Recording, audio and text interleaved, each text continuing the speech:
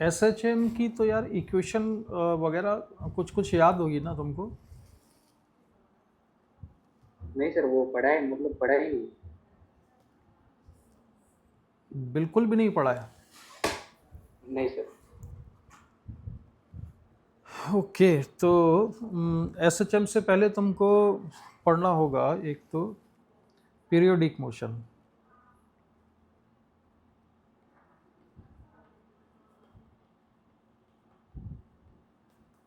Periodic motion वो motion होता है जो कि फिक्स टाइम इंटरवल के बाद अपने आप को रिपीट करता है।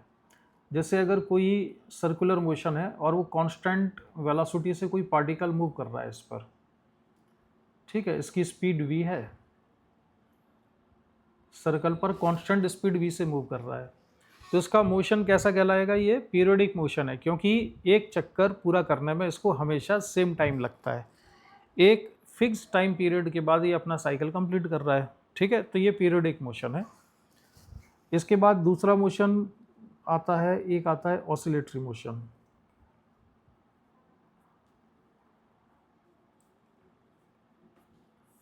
ऑसिलेटरी मोशन में ख़ास बात ये होती है कि ये भी एक फिक्स टाइम इंटरवल के बाद अपने आप को रिपीट करता है, लेकिन इसकी ख़ास बात ये होती है कि ये एक फिक्स पॉइंट के टू एंड फ्रो चलता है।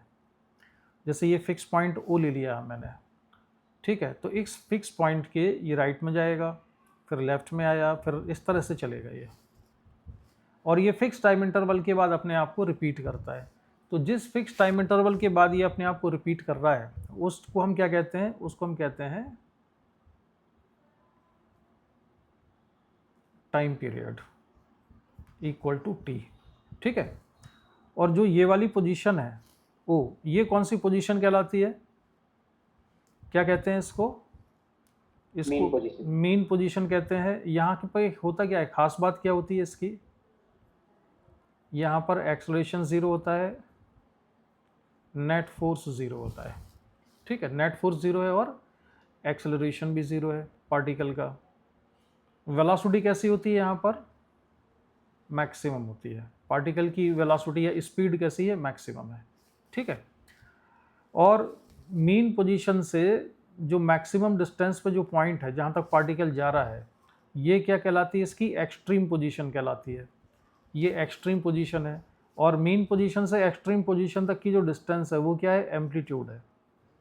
ये भी एम्पलीट्यूड है, ठीक है। इतनी चीज़ें होती हैं ये, लेकिन इसमें ये मोशन अभी एसएचएम नहीं बना, ये क्या है? केवल अभी ऑसिलेटरी मोशन है, ठीक है।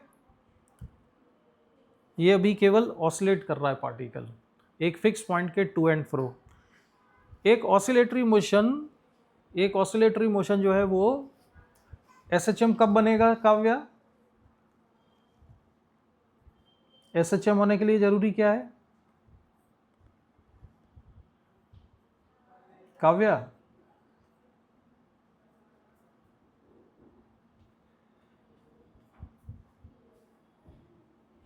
काव्या आवाज नहीं आ रही है? सार्थक तुमको आ रही है? यस सर, आ रही है आवाज। तो ऑसिलेटरी मोशन एसएचएम कब बनेगा? अगर क्या हो, एक्सेलरेशन डिस्प्लेसमेंट के प्रोपोर्शनल हो जाए, या फोर्स जो है पार्टिकल पर वो डिस्प्लेसमेंट के प्रोपोर्शनल हो, ठीक है। या ऐसा कह सकते हो कि एक्सेलरेशन डिस्प्लेसमेंट के प्रोपोर्शनल हो और अपोजिटली डायरेक्टेड होना चाहिए। तो हमने साइन ऑफ प्रोपोर्शनलिटी हटाया यहाँ से, तो यहाँ पर क्या आ गया? कांस्टेंट आ गया। और माइनस साइन का मतलब ये है, इसको वेक्टर फॉर्म में लिखना चाहिए हमको, कि x अगर राइट साइड है तो a कैसा है? लेफ्ट साइड है। दोनों की जो डायरेक्शन है वो कैसी है? दोनों की डायरेक्शन अपोजिट होती है, ठीक है। अब इसको ऐसे भी लिख सकते हैं, अगर हम थोड़ा जल्दी जल्दी करेंगे, कि d2x over D T square plus के एक्स इक्वल टू ज़ीरो। ये डिफरेंशियल इक्वेशन कहलाती है सिंपल हार्मोनिक मोशन की। सिंपल हार्मोनिक मोशन की ये डिफरेंशियल इक्वेशन है। और d2x/dt² क्या है? एक्सेलरेशन है। ये है -kx, ठीक है। और x का जो कोफिशिएंट है यहाँ पर k, ये क्या कहलाता है? ये होता है स्क्वायर ऑफ एंगुलर फ्रीक्वेंसी, यानी ओमेगा इक्वल टू कितना हो जाएगा? √k के बराबर। और ये ओमेगा क्या कहलाता है? इसको हम कहते हैं एंगुलर फ्रीक्वेंसी, ठीक है।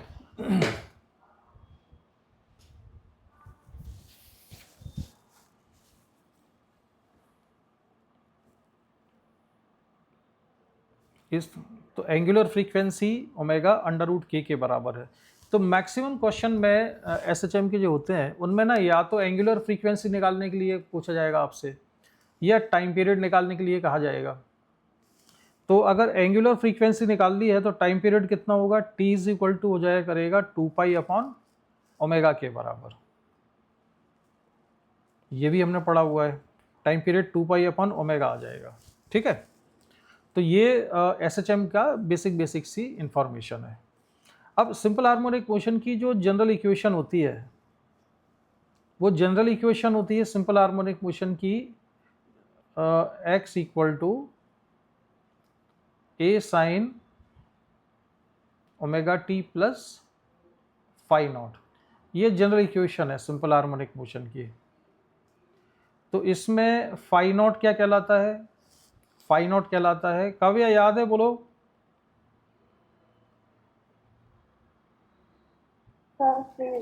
ये इनिशियल फेज कहलाता है, यानी फेज एट t = 0। t = 0 पर जो फेज है वो, ठीक है।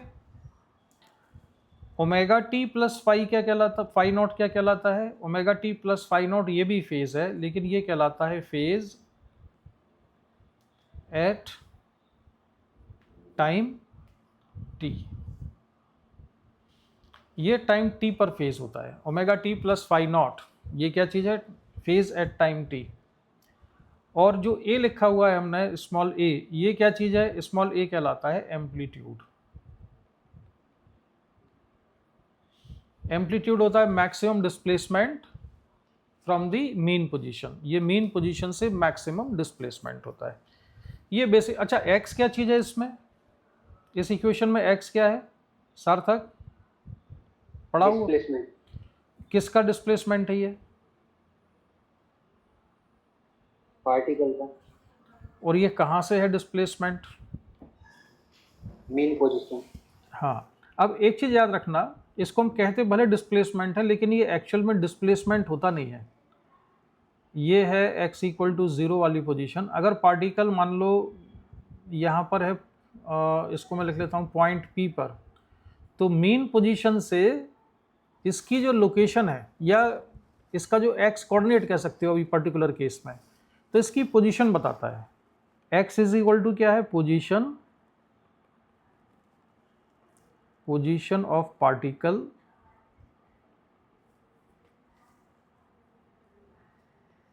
Relative to mean position. Mean position के रिलेटिव पार्टिकल की क्या है? ये पोजीशन है, डिस्प्लेसमेंट नहीं है। डिस्प्लेसमेंट क्यों नहीं है मैं बताऊं तुमको। उसका ऐसे समझो कि अगर x = 0 है और पार्टिकल किसी टाइम t = 0 पे कहाँ था? टाइम t = 0 पर ये पॉइंट P पे था, ठीक है, इस वाले पॉइंट पे था P पर, और वो चल के यहाँ तक आ गया। कितनी डिस्टेंस कवर की इसने? मान लो इसने डिस्टेंस कवर की है a/5, और a क्या है? इसका एम्पलीट्यूड है। तो अगर ये a/5 इसने डिस्टेंस कवर की है, तो ये वाली डिस्टेंस कितनी हुई? a - a/5। a - a/5 कितना होगा? 4a/5। 4a/5। तो ये है 4a/5। तो अब इस केस में देखो, इस वाले केस में डिस्प्लेसमेंट तो पार्टिकल का a/5 हुआ है, डिस्प्लेसमेंट तो a/5 है, लेकिन इक्वेशन में अगर हम x की वैल्यू लिखेंगे पोजीशन, तो वो 4a/5 है इसकी, क्योंकि मीन पोजीशन से दिखानी होती है। x का मेजरमेंट कहाँ से कर रहे हैं? मीन पोजीशन से, राइट। तो मीन पोजीशन से इसकी जो पोजीशन है वो कितनी है? 4a/5 पर है। समझ में आया? Yes sir.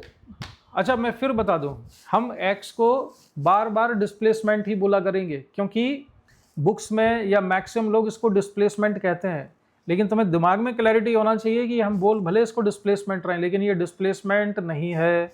ये क्या चीज़ है? पोजीशन है पार्टिकल की मीन पोजीशन से। एग्जाम्पल समझ में आया ना, कि पार्टिकल पहले कहाँ था? पॉइंट P पे था, पॉइंट P से चल के वो इधर आ गया पॉइंट Q पर, तो उसका डिस्प्लेसमेंट तो a/5 हुआ है, डिस्प्लेसमेंट a/5 है, लेकिन पोजीशन क्या है उसकी? 4a/5 के बराबर है। ठीक है, ये क्लियर रखना। और आगे बढ़ते हैं। रुको जरा, मुझे एक थोड़ा सा इसमें एक चेंज करना है।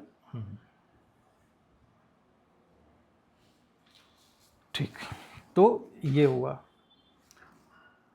अब हम इक्वेशन पढ़ते हैं सबसे पहले spring block system. Spring block system. तो एसएचएम के क्वेश्चन को सॉल्व करने के लिए अप्रोच कैसे किया जाता है ये मैं तुम्हें बताता हूँ। ये एक ब्लॉक है, इसका मास है m और एक स्प्रिंग के साथ ये कनेक्टेड है। ठीक है, स्प्रिंग कांस्टेंट कितना है? k के बराबर है। और अभी ये x = 0 वाली पोजीशन है, मतलब स्प्रिंग कैसी है? अभी नेचुरल लेंथ में है। स्प्रिंग अभी कैसी है? नेचुरल लेंथ में। अगर स्प्रिंग नेचुरल लेंथ में है तो अभी स्प्रिंग से कोई फोर्स नहीं लग रहा होगा इस पर, और इस पर अगर कोई भी फोर्स नहीं लग रहा है तो नेट फोर्स 0 है। यही इसकी क्या हो गई? मीन पोजीशन हो गई। ठीक है, यही इसकी मीन पोजीशन हुई। अब हमने मान लिया कि ये जो ब्लॉक था, ये ब्लॉक किसी इंस्टेंट पर यहाँ है, अपनी मीन पोजीशन से कितना दूर है? मीन पोजीशन से है x डिस्टेंस पर, तो इस पर स्प्रिंग फोर्स लग रहा होगा यहाँ पर kx। ठीक है, अब न्यूटन सेकंड लॉ से हम इक्वेशन लिखें तो ये हो जाएगा kx = मास m इंटू एक्सेलरेशन। तो इसका एक्सेलरेशन कितना आया? a = कितना हुआ? a = k/m इंटू x के बराबर। अब एक्सेलरेशन डिस्प्लेसमेंट के प्रोपोर्शनल तो हमको दिख रहा है। एक्सेलरेशन कितना है? k कांस्टेंट है, m कांस्टेंट है, और a = कितना है? k/m into x। ठीक है, लेकिन इसमें अपोजिटली डायरेक्टेड है कि नहीं? हमको कॉमन सेंस से तो समझ में आ रहा है कि अपोजिटली डायरेक्टेड है, क्योंकि ब्लॉक का जो डिस्प्लेसमेंट है मीन पोजीशन से वो राइट साइड है कि लेफ्ट साइड में है? अभी डिस्प्लेसमेंट किधर को है? Right side. डिस्प्लेसमेंट है राइट साइड में, ये x, लेकिन स्प्रिंग फोर्स है लेफ्ट साइड में, ये अपोजिटली डायरेक्टेड तो है, लेकिन नेगेटिव साइन कहाँ से लाएं? तो अब आज हमारे पास इतना टाइम नहीं है। हालांकि क्लास में मैंने तुम्हें कई बार बताया है कि अगर मैं एक्सेलरेशन को लिखूंगा डिफरेंशियल फॉर्म में d2x/dt², तो मुझे माइनस साइन लगा के लिखना पड़ेगा, जिससे कि इक्वेशन बैलेंस हो जाए। तो -k/m इंटू x आएगा। तो जैसे ही हम डिफरेंशियल फॉर्म में लिखेंगे इसको, तो ये कितना आएगा? d2x/dt² = -k/m into x। और यहाँ से x का जो कॉफिशिएंट है ये कितना हो गया? ओमेगा²। ओमेगा² कितना हुआ? k/m। तो ओमेगा कितना मिला हमको? ओमेगा मिल गया √k/m। और यहाँ से टाइम पीरियड कितना हो गया? t = 2π√m/k। तो इसका स्प्रिंग ब्लॉक सिस्टम अगर हॉरिजॉन्टल स्प्रिंग है तो इसका जो टाइम पीरियड है ये कितना हो जाता है? t = 2π√m/k के बराबर। हाँ, अब इसमें कोई अगर डाउट है तो पूछो जरा, फिर हम आगे बढ़ते हैं। अदरवाइज इसमें कोई कन्फ्यूज़न है किसी को? सार्थक? नहीं सर। तो देखो, एसएचएम की इक्वेशन टाइम पीरियड निकालने के लिए एसएचएम का कोई केस होगा तो बेसिक अप्रोच कैसे करते हैं? अप्रोच करने का तरीका ये होता है कि सबसे पहले इक्विलिब्रियम कंडीशन में हम एक इक्वेशन लिखेंगे, नेट फोर्स = 0। तो हो सकता है इक्वेशन ना बने और हो सकता है इक्वेशन बन जाए। इक्वेशन कब नहीं बनेगी? इक्वेशन तब नहीं बनेगी कि बॉडी पर नेट फोर्स 0 तब हो जबकि उस पर कोई फोर्स ही नहीं है। जैसे कि ये वाला केस था स्प्रिंग ब्लॉक सिस्टम का, तो हॉरिजॉन्टल डायरेक्शन में इस ब्लॉक पर नेट फोर्स कितना है? 0 है। कब? जब ये मीन पोजीशन में है। तो इस पर नेट फोर्स 0 क्यों है? क्योंकि हॉरिजॉन्टल डायरेक्शन में इस पर कोई फोर्स ही नहीं लग रहा है, तो इक्वेशन भी नहीं मिलेगी। स्प्रिंग फोर्स kx कितना है? इसमें 0 है ही नहीं स्प्रिंग फोर्स, राइट? तो इक्वेशन नहीं मिली। अगर इक्वेशन मिल जाती तो हम उसको इक्वेशन को लिख लेते हैं और वो इक्वेशन आगे कुछ कैंसिलेशन करने के काम आती है, ठीक है। अच्छा, अगली स्टेप क्या होती है? फिर हम क्या करते हैं, जो बॉडी होती है उसको किसी आर्बिट्रेरी डिस्प्लेसमेंट पे मान लेते हैं, जैसे कि हमने यहाँ पे x पे माना था। ये कोई स्पेशल केस नहीं है, x कोई जनरल डिस्प्लेसमेंट था इसका या जनरल पोजीशन थी। फिर इस पोजीशन पर हम न्यूटन सेकंड लॉ से इक्वेशन लिखेंगे और एक्सेलरेशन को डिस्प्लेसमेंट के प्रोपोर्शनल दिखाएंगे, और फिर डिस्प्लेसमेंट का जो कॉफिशिएंट आ जाएगा वो ओमेगा स्क्वायर के बराबर होगा और उससे फिर हम निकालेंगे टाइम पीरियड, ठीक है। अब मैं तुमको समझाता हूं जो मैं कह रहा था वर्टिकल स्प्रिंग ब्लॉक सिस्टम में। तो स्प्रिंग ब्लॉक सिस्टम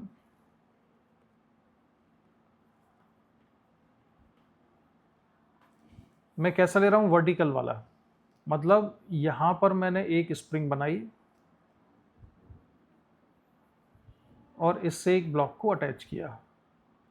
इसका मास है m और स्प्रिंग कांस्टेंट है k के बराबर। तो अब मैंने स्प्रिंग को धीरे धीरे नीचे आने दिया, तो एक इक्विलिब्रियम कंडीशन आ जाएगी इसमें। तो ये इक्विलिब्रियम कंडीशन इसमें आ गई। कितनी डिस्टेंस है ये डिस्टेंस है मान लो x0, और अगर ये इक्विलिब्रियम है तो इस पर नेट फोर्स 0 होना चाहिए। तो यहाँ पर फोर्स कौन कौन से लग रहे हैं इस ब्लॉक पर? इस ब्लॉक पर फोर्स लग रहे हैं केवल 2। एक तो स्प्रिंग फोर्स लग रहा है और एक ग्रेविटेशनल फोर्स लग रहा है, एक mg लग रहा है, और ऊपर लगेगा kx0, और इक्विलिब्रियम कंडीशन है तो kx0 इक्वल टू mg हो गया। देखो पिछले वाले केस में इक्विलिब्रियम कंडीशन में कोई इक्वेशन नहीं मिली थी, यहाँ पर इक्विलिब्रियम कंडीशन में इक्वेशन मिल गई है, क्योंकि यहाँ पर नेट फोर्स इसलिए 0 है कि 2 फोर्स लग रहे हैं लेकिन दोनों फोर्स का नेट या वेक्टर सम 0 है, ठीक है। तो ये आया। इसमें कोई डाउट किसी को? बोलो, बोलते जाओ यार, पूछते जाओ। किसी ने हैंड रेज किया था, मुझे लगता है किया था, नहीं किया था। तो चलो फिर ये चीज क्लियर है ना। अच्छा, अब हम क्या करेंगे, अगली स्टेप होगी कि हम इसको मान लेंगे कि इसको हमने डिस्प्लेस कर दिया है, मतलब डिस्प्लेसमेंट तो इसका कुछ भी है। अब x इक्वल टू 0 वाली पोजीशन ये होगी, ये मीन पोजीशन है, और ये मीन पोजीशन से कितना दूर है? x डिस्टेंस पर है। ध्यान रखना, सिंपल हार्मोनिक मोशन में जो डिस्प्लेसमेंट है वो डिस्प्लेसमेंट का मेजरमेंट स्प्रिंग की नेचुरल लेंथ से उसका कोई रिलेशन नहीं है, उसका रिलेशन है मीन पोजीशन से। और मीन पोजीशन कौन सी पोजीशन है? जहां पर नेट फोर्स 0 है। तो नेट फोर्स 0 था, वहां से डिस्प्लेसमेंट x है। अब हम इसका फ्री बॉडी डायग्राम बनाते हैं इस ब्लॉक का, इस वाली पोजीशन पर। तो इस वाली पोजीशन पर फ्री बॉडी डायग्राम बनाए तो एक तो फोर्स लग रहा है mg, ऊपर स्प्रिंग फोर्स काव्या कितना लगेगा? सर के x0 प्लस, हाँ, ये आएगा k x0 प्लस x। सार्थक, ये दोनों फोर्स बराबर हैं या फिर कोई एक फोर्स बड़ा है? स्प्रिंग फोर्स बड़ा है सर। हाँ, स्प्रिंग फोर्स की वैल्यू ज़्यादा है। तो अब हम जब net force equal to mass into acceleration की इक्वेशन लिखेंगे, ठीक है, net force equal to mass into acceleration लिखते हैं, तो क्या इक्वेशन बनाएंगे? इक्वेशन लिखेंगे k x0 plus x minus mg equal to mass into acceleration, ठीक। तो अब ये इक्वेशन बनेगी k x0 plus kx minus mg equal to ma। अब इसमें से kx और mg कैंसिल हो जाएंगे, क्यों हो जाएंगे कैंसिल? इसलिए हो जाएंगे क्योंकि इक्वेशन नंबर 1, ये वाली जो इक्वेशन थी, इस इक्वेशन में हमने लिख लिया था कि के एक्स नॉट एम जी के बराबर है। तो अब एसएचएम की अप्रोच समझ में आई। इक्विलिब्रियम कंडीशन में जो इक्वेशन बनाते हैं वो आगे कैंसलेशन करने के काम में आती है, तो वो इक्वेशन यहाँ पर काम में आ गई। तो यहाँ से ए इज इक्वल टू कितना आया, यहाँ से ए इक्वल टू आया K by M into X naught के बराबर, और फिर इसको लिखेंगे D two x over D T square equal to minus K by M into X naught, और टाइम पीरियड कितना जाएगा इसका, T equal to 2 pi under root M by K, मैंने डायरेक्ट लिख दिया है। तो इसमें भी टाइम पीरियड सेम आया, लेकिन सॉल्व करने का जो तरीका था या जो अप्रोच थी वो कैसी थी, डिफरेंट थी। समझ आया? अब मान लो कि हम थोड़ा सा डिफरेंट क्वेश्चन बना लें। एक मान लेते हैं कि एक इंक्लाइन प्लेन है फ्रिक्शनलेस, उस फ्रिक्शनलेस इंक्लाइन प्लेन पर ये एंगल थीटा है, और मैंने यहाँ पर एक स्प्रिंग कनेक्ट कर दिया है, और एक ब्लॉक है यहाँ पर मास एम का, स्प्रिंग कांस्टेंट की है। तो इसका टाइम पीरियड निकालना है। तो इसका टाइम पीरियड निकालने के लिए भी क्या करेंगे, पहले तो हमें इक्विलिब्रियम कंडीशन में इक्वेशन बनानी होगी। तो इक्विलिब्रियम कंडीशन क्या होगी, इक्विलिब्रियम कंडीशन में ये ब्लॉक कहीं आगे आ गया, कितना आगे आ गया, एक्स नॉट, और इस ब्लॉक पर कौन कौन से फोर्स लग रहे होंगे, यहाँ पर इधर लग रहा होगा एम जी साइन थीटा, और यहाँ पर लग रहा होगा के एक्स नॉट। तो इक्विलिब्रियम कंडीशन में इक्वेशन हमको मिल गई m g sine theta equal to k x naught के बराबर, ये इक्वेशन मिल गई। फिर क्या करना है, फिर हमको मान लेना है कि इसको हमने मीन पोजीशन से यानी x इक्वल टू 0 से थोड़ा डिस्प्लेस कर दिया ब्लॉक को। कितना डिस्प्लेस्ड है, ये x डिस्प्लेस्ड है। अब इसका अगर फ्री बॉडी डायग्राम बनाएं ब्लॉक का, तो इस पर फोर्स कौन कौन से लग रहे हैं, यहाँ तो लग रहा है इस पर एम जी साइन थीटा, और यहाँ कौन सा लग रहा है, के एक्स नॉट प्लस एक्स। अब क्या इक्वेशन बनेगी इसकी, अब स्प्रिंग फोर्स बड़ा होगा, तो ये हो जाएगा k x naught plus x minus m g sine theta equal to mass into acceleration. अब हमको इक्वेशन नंबर 1 जो आई है ऊपर, उस इक्वेशन से कैंसलेशन हो जाएगा। के एक्स नॉट किसके बराबर है, एम जी साइन थीटा के, तो कितना बचेगा, यहाँ बचेगा k x equal to m a, और यहाँ से a is equal to k by M into x, इतना आ गया। और उसको डिफरेंशियल फॉर्म में लिखा d two x over D T square, तो ये हो जाएगा minus K by M into x के बराबर, और यहाँ से भी ओमेगा स्क्वायर किसके बराबर आया, के बाई एम के, ओमेगा हो जाएगा under root k by m, और टाइम पीरियड हो जाएगा T equal to 2 pi under root M by k. तो ये तो बेसिक अप्रोच हमने सीखी अभी कि सिंपल हार्मोनिक मोशन के क्वेश्चन को सॉल्व करने का बेसिक मेथड क्या होता है। ये केवल स्प्रिंग ब्लॉक सिस्टम के लिए नहीं है, हर केस में यही होगा, हर केस में अप्रोच यही होती है। जब भी वो हमसे एंगुलर फ्रीक्वेंसी या टाइम पीरियड निकालने के लिए कहेंगे तो हमको ऐसे ही सॉल्व करना होगा। ठीक है, सार्थक क्लियर है इतना? Yes sir. अब यहां से तुम्हें एक फैक्ट और याद रखना है कि स्प्रिंग ब्लॉक सिस्टम का जो टाइम पीरियड होता है वो ग्रेविटी पर डिपेंड नहीं करता है, क्योंकि इसमें हमने हॉरिजॉन्टल भी देख लिया, इंक्लाइंड भी देख लिया, वर्टिकल भी देख लिया, हर केस में टाइम पीरियड कैसा आ रहा है, सेम आ रहा है। ठीक है, तो उसको हम लिखेंगे time period of spring block system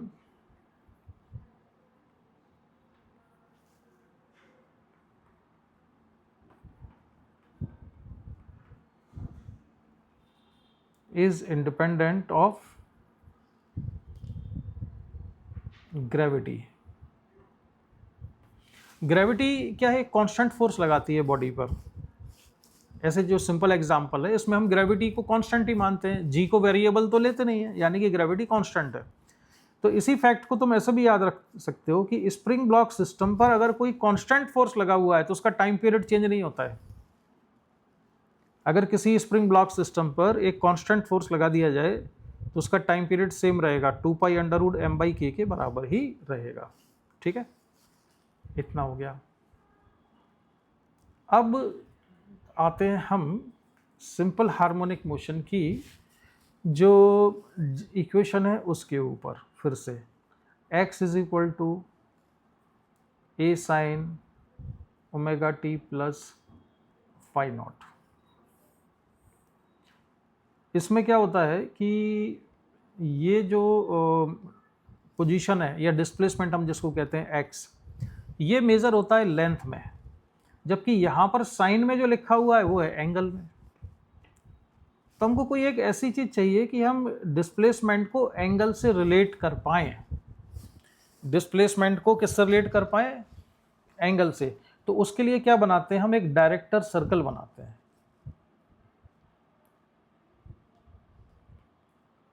director circle, ये बेसिक चीज़ है।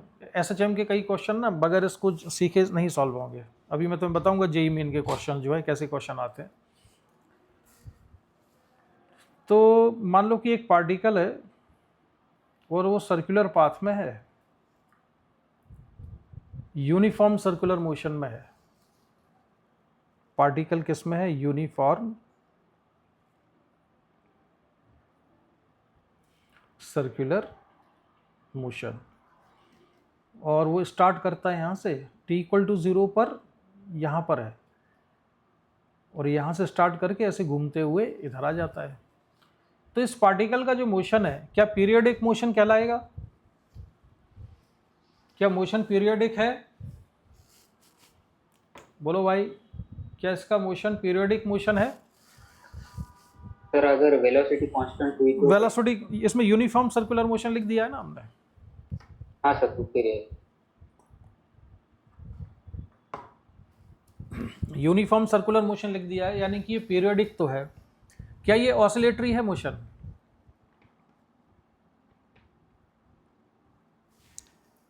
ऑसिलेटरी है क्या काव्या?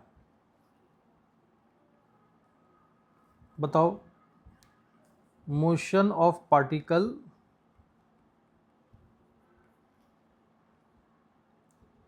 along circular path. आवाज नहीं है ये काव्या तुम्हारी। along circular path is not oscillatory। ये ऑसिलेटरी नहीं है, क्योंकि ऑसिलेटरी मोशन होने के लिए क्या होना चाहिए था? एक फिक्स पॉइंट के टू एंड फ्रो होना चाहिए था। तो ये दोनों तरफ टू एंड फ्रो मतलब दोनों तरफ आए जाए, तो ये तो दोनों तरफ नहीं, ऐसे घूमता जा रहा है बस, ऐसे तो मूव नहीं कर रहा है दोनों तरफ फिक्स पॉइंट के। तो इसका मोशन पीरियोडिक तो है, ऑसिलेटरी नहीं है। क्लियर इतना? अब हम क्या करते हैं, इसके प्रोजेक्शन का मोशन देखते हैं। इसके प्रोजेक्शन के मोशन से हमारा मतलब है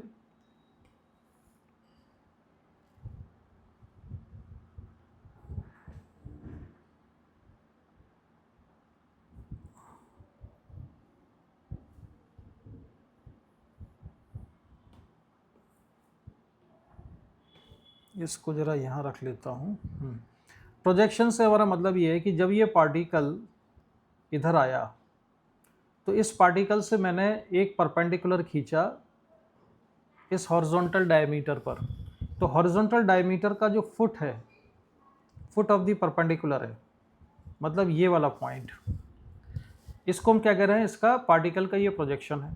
तो जब पार्टिकल यहाँ पर आता है, ऐसे सर्कल में मूव किया, तो इसका जो प्रोजेक्शन है वो मूव करेगा इस हॉरिजॉन्टल डायमीटर पर। तो ये जब मूव करता है यहाँ, तो प्रोजेक्शन आ गया इधर। ठीक है, इसके बाद जब ये इधर आएगा पार्टिकल, तो उसका प्रोजेक्शन हम यहाँ बना लेंगे, तो ये इधर चला गया। फिर ये पार्टिकल कहाँ पहुँच गया? इधर, तो प्रोजेक्शन इधर आ गया। फिर पार्टिकल यहाँ आया तो इसका प्रोजेक्शन मैंने इधर बनाया, तो ये इधर पहुँच गया है वापस। फिर जब ये इधर आएगा तो प्रोजेक्शन यहाँ, मतलब ये प्रोजेक्शन इधर आ जाएगा, पार्टिकल जब इधर है। तो समझ में आया प्रोजेक्शन का मतलब क्या है? इस पार्टिकल से परपेंडिकुलर खींचेंगे हम हॉरिजॉन्टल डायमीटर पर। तो अब तुम ये देखो कि जब ये पार्टिकल इधर था, सर्कल का पार्टिकल जब इधर है तो प्रोजेक्शन इधर है, तो ये इधर चला गया। फिर जब ये यहाँ आएगा तो ये इधर चला गया, इधर। फिर जब ये पार्टिकल, सर्कल वाला पार्टिकल इधर है, तो ये कहाँ पर पहुँच गया है, ये पहुँच गया है इधर लेफ्ट साइड में। जब ये इधर आ गया सर्कल वाला पार्टिकल, तो प्रोजेक्शन कहाँ पर है, इधर है, सेंटर पे है सर्कल के। फिर जब पार्टिकल इधर आएगा तो प्रोजेक्शन यहाँ लेंगे, इधर आ गया प्रोजेक्शन। फिर पार्टिकल इधर आ गया तो प्रोजेक्शन इधर आ गया। इसके बाद क्या हुआ कि जब ये पार्टिकल यहाँ से यहाँ तक आया तो प्रोजेक्शन कहाँ से कहाँ तक मूव किया है, सेंटर से लेके राइट में यहाँ तक, और फिर इधर आ गया है।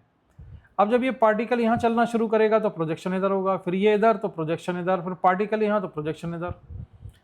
समझ में आया? तो जब ये पार्टिकल अपना एक चक्कर पूरा करता है तो इसका प्रोजेक्शन इधर जाता है और इधर आके और वापस यहीं आ जाता है। तो क्या प्रोजेक्शन का मोशन ऑसिलेटरी मोशन है? क्यों सार्थक? हाँ, प्रोजेक्शन का मोशन ऑसिलेटरी तो हो गया, लेकिन अभी ये प्रूव नहीं हुआ कि ये एसएचएम है कि नहीं। तो हम क्या करते हैं, हम प्रूव करके देखते हैं। तो ये particle time t equal to 0 पर इधर था, टाइम t पे सर्कल वाला पार्टिकल यहाँ आ गया, और ये जिस कांस्टेंट एंगुलर वेलोसिटी से घूम रहा है वो कांस्टेंट एंगुलर वेलोसिटी मान लो ओमेगा है। अगर वो ओमेगा है तो टाइम t में ये कितने एंगल से घूम गया है, ओमेगा t से। थीटा इक्वल टू कितना होगा, ओमेगा t के बराबर, और इसका प्रोजेक्शन यहाँ आ गया होगा इधर। तो ये डिस्प्लेसमेंट कितना है, ये डिस्प्लेसमेंट है x। तो अब हम x और ओमेगा t को रिलेट कर सकते हैं। ये है x और ये भी कितना है, ओमेगा t है। तो ये वाला जो ट्राइंगल है, ये इस वाले ट्राइंगल में sine omega t equal to कितना हो जाएगा,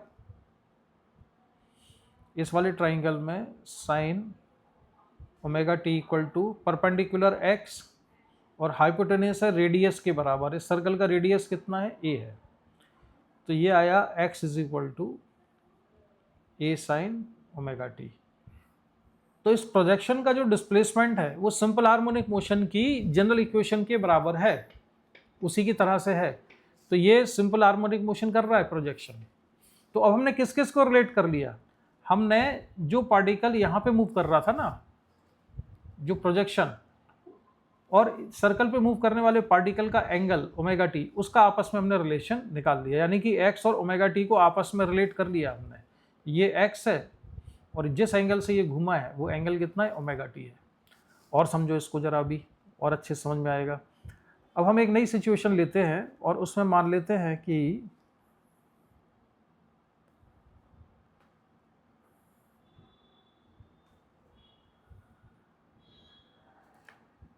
टाइम t इक्वल टू 0 पे सर्कल वाला पार्टिकल इधर है। यानी कि वो मोशन अपना यहाँ से स्टार्ट नहीं कर रहा जहाँ उससे पहले स्टार्ट किया था। t इक्वल टू 0 पर यहाँ है, तो इसका प्रोजेक्शन कहाँ पर होगा, प्रोजेक्शन यहाँ कहीं होगा। और ये पार्टिकल ऑलरेडी कितने एंगल से घुमा हुआ है, इसको हम कहते हैं इनिशियल फेज फाई नॉट। ये जो एंगल है थोड़ा और बड़ा करके बनाता हूँ, ये एंगल है फाई नॉट। मतलब ये ऑलरेडी कितने एंगल से घुमा हुआ है, इससे हम रेफरेंस लाइन से देखें तो फाई नॉट एंगल आगे है। और फिर टाइम t में ये घूम के कहाँ पर आ गया, मान लिया कि टाइम t इक्वल टू 0 पे चलना शुरू किया और टाइम t में ये यहाँ पर आ गया है, टाइम t पे इधर। तो इसका प्रोजेक्शन कहाँ पर है, प्रोजेक्शन नीचे है। तो ये डिस्टेंस कितनी है, ये है x, और ये कुल कितने एंगल से घुमा हुआ है, ये एंगल कैसे पता चलेगा ये कितने एंगल से घुमा हुआ है। तो वो एंगल हम बनाते हैं अभी। देखो फाई नॉट तो ऑलरेडी था, ये एंगल कितना हो जाएगा, ओमेगा टी। तो टोटल इस एंगल की वैल्यू कितनी है, ये टोटल एंगल कितना हो गया, ये टोटल एंगल हो गया phi naught plus omega t. ठीक है, phi naught plus omega t आया। तो जो ये वाला एंगल होगा, ये एंगल भी कितना है, ये एंगल भी है फाई नॉट प्लस, यहाँ जगह नहीं है लिखने की तो मैं इधर लिख देता हूँ, phi naught plus omega t. अब ये वाला ट्राइंगल लो, ये इस ट्राइंगल को अगर हम लेते हैं तो sine omega t plus phi naught किसके बराबर हो जाएगा, परपेंडिकुलर अपॉन हाइपोटेनियस। तो परपेंडिकुलर कितना है, x, और हाइपोटेनियस कितना है, रेडियस a के बराबर। तो x इज इक्वल टू हो गया a sine omega t plus phi naught. यानी प्रोजेक्शन की जो इक्वेशन है, जनरल इक्वेशन, वो हमने बना ली, x is equal to a sine omega t plus phi naught. अब इस डायरेक्टर सर्कल की इतनी इंपॉर्टेंस क्या है, यहाँ पर क्या खास बात है इसमें, इस डायरेक्टर सर्कल में खास बात यह है, अभी बताते हैं, कि अगर कोई पार्टिकल, एग्जाम्पल ही ले लेते हैं, जैसे कोई पार्टिकल है और ये उसकी मीन पोजीशन है, एसएचएम कर रहा है, और वो अपना मोशन स्टार्ट करता है t इक्वल टू 0 पर। कहाँ से? ये डिस्टेंस कितनी है, a/2, a/2 से स्टार्ट करता है, और इसकी वेलोसिटी की जो डायरेक्शन है वो इधर है, v। अब मुझे इसकी इक्वेशन लिखनी है, एसएचएम की इक्वेशन क्या होगी, तो इसकी एसएचएम की इक्वेशन क्या बनाएंगे हम? उसको बनाने के लिए तुम्हें इस डायरेक्टर सर्कल की ज़रूरत पड़ेगी। उसको ऐसे बनाओगे,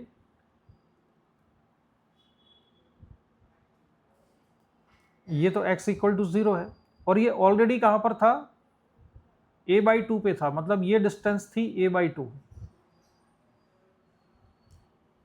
ये ऑलरेडी a/2 पे था।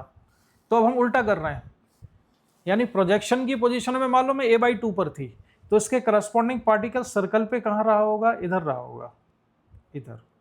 तो वो ऑलरेडी कितने एंगल से घुमा हुआ है, t इक्वल टू 0 पर वो कितना एंगल से घुमा हुआ है, ये एंगल कितना है, ये एंगल फाई नॉट है। फाई नॉट की वैल्यू हमको पता है, हम इसमें फाई नॉट निकाल सकते हैं, sine phi naught equal to perpendicular a/2 और हाइपोटेनियस कितना, a, इसका रेडियस a लिया है हमने, तो फाई नॉट कितना जाएगा, 30 डिग्री, यानी कि π/6। ठीक है, तो इसकी जो इक्वेशन हम लिखेंगे इस पार्टिकल की, जो t इक्वल टू 0 पर a/2 पर है, उसकी इक्वेशन क्या लिखेंगे, x equal to a sine omega t plus π/6। समझ आई ये बात Sarthak? Yes sir. Kavya?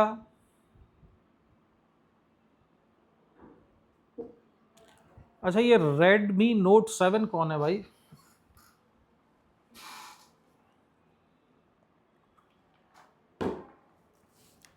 Redmi note 7 कौन है?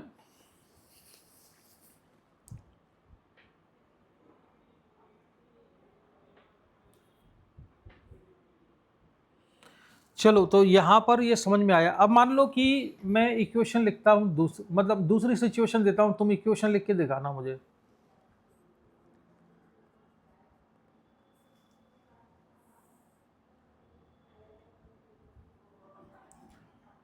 t इक्वल टू 0, ये है x equal to 0 mean position, और t इक्वल टू 0 पर पार्टिकल कहाँ पर है, x is equal to a/2 पर है, लेकिन इसकी वेलोसिटी की डायरेक्शन अभी लेफ्ट साइड में है। इसकी इक्वेशन लिख के दिखाओ जरा। एंगुलर फ्रीक्वेंसी इसकी ओमेगा है और एम्पलीट्यूड कितना है, a है। इसकी इक्वेशन क्या होगी, लिखो जरा।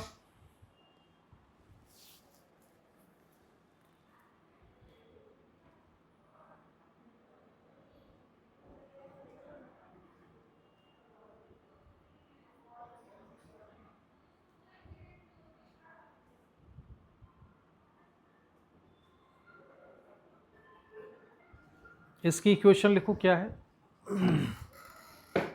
हाँ, बोल दो जरा कितनी है। ए साइन ओमेगा टी माइनस 30। ये कैसे बनाएंगे इक्वेशन इसकी? देखो ऐसे बनेगी, पहले तुम्हें डायरेक्टर सर्कल चाहिए, जरूरी नहीं है बनाओ, दिमाग में इमेजिन हो जाना चाहिए। तो ये तो मान लिया मैंने मेन पोजीशन है इसकी, और अगर पार्टिकल a/2 पर है, कहाँ पर है, a/2 पर, लेकिन जा कहाँ रहा है वो, उसकी वेलोसिटी की डायरेक्शन है लेफ्ट साइड में, यानी कि ये जो सर्कल पे पार्टिकल हुआ करता था ऐसे घूमते हुए, वो कहाँ पर होगा इस समय, वो इधर होगा, वो ऐसे जा रहा होगा, तो इसका प्रोजेक्शन इधर लेफ्ट साइड में जा रहा है। तो इस पार्टिकल को मैंने बनाया इधर सर्कल पे, तो ये कितने एंगल से घूमा हुआ है, t इक्वल टू 0 पर, मतलब ये इसकी पोजीशन t इक्वल टू 0 पर है, तो t इक्वल टू 0 पर 90 डिग्री तो ये ऑलरेडी घूम चुका है, ये 90 तो ऑलरेडी घूम चुका है। अब मुझे ये वाला एंगल और चाहिए कि ये एंगल कितना है। तो इस एंगल को अगर मैं मान लूँ कि ये थीटा है, तो इस थीटा की वैल्यू कितनी आएगी? ये जो ट्राइंगल दिख रहा है नीचे, इस ट्राइंगल में लिखो cos theta base upon hypotenuse. तो बेस कितना है? a/2 है। बेस मतलब ये डिस्टेंस, और हाइपोटेनियस ये वाली डिस्टेंस a। तो a/2 अपॉन a, तो कॉस थीटा कितना आया? कॉस थीटा 1/2 आ गया, यानी थीटा इक्वल टू π/3। तो अब ये कितने एंगल से ऑलरेडी घुमा हुआ है? यहाँ से अगर हम रेफरेंस देखें, π/2 प्लस π/3, π/2 प्लस π/3, तो π/2 प्लस π/3 कितना होगा? 5π/6। तो इसकी जो जनरल इक्वेशन बनेगी वो होगी y is equal to a sine omega t plus 5π/6। ये लिखेंगे इसकी इक्वेशन। ठीक है, समझ में आया कि नहीं है काव्या? Yes sir. अभी किसी ने मुझे आवाज, काव्या, हाँ आवाज नहीं आ रही, दोबारा बोलो। सर हम वो प्लस 5/6 की जगह पर माइनस 5/3 में ले सकते हैं? नहीं, तो वो कैसे लिखिए, किस लॉजिक क्या है उसका?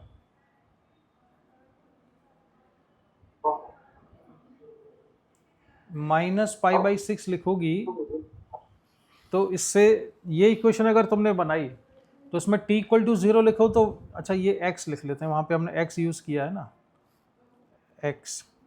तो अगर मैं इसमें t इक्वल टू 0 लिखूँ तो x is equal to a sine omega into 0 minus π/6। तो x कितना आता है इसमें? कितना आएगा x? बोलो। Minus a/2। -a/2। तो t इक्वल टू 0 पे पार्टिकल -a/2 पर है क्या?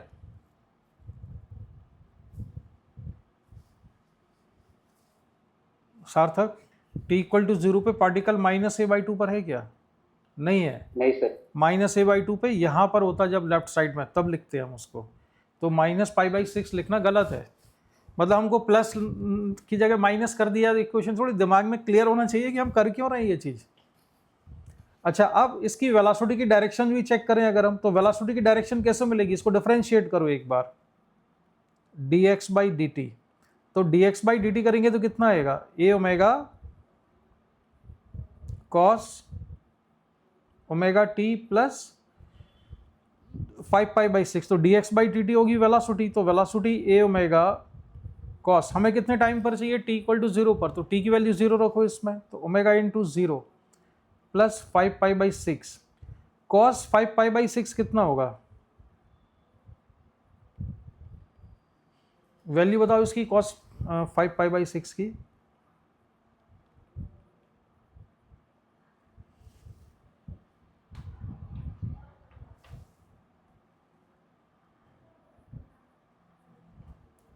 पाई माइनस π/6 लिख सकते हो ना इसको, 180 माइनस π/6 कितना आएगा सॉल्व करके? ये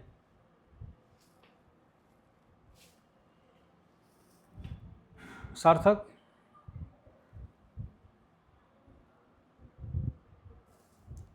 काव्या,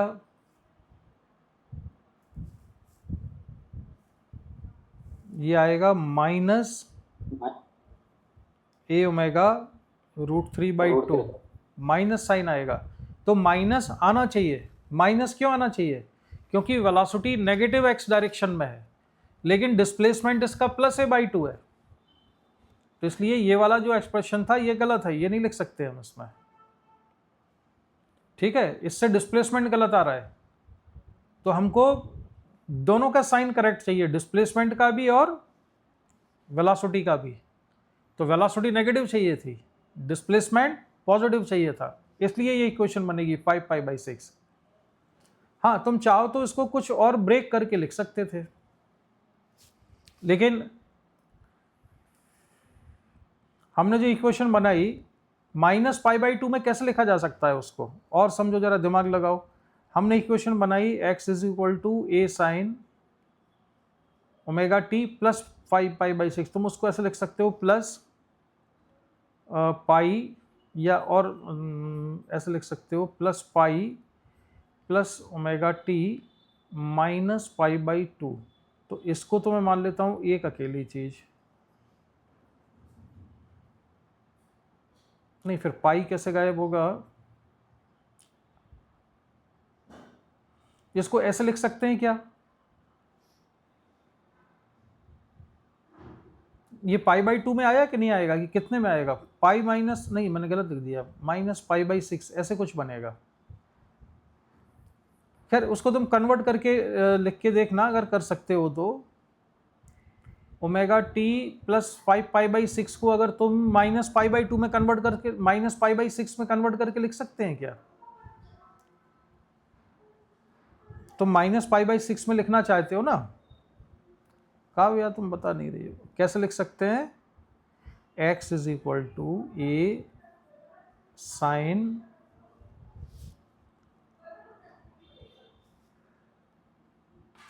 इसको 5 पाई बाई 6 को ब्रेक करके कैसे लिखा जा सकता है? Pi minus pi by 6 plus omega T, ऐसे।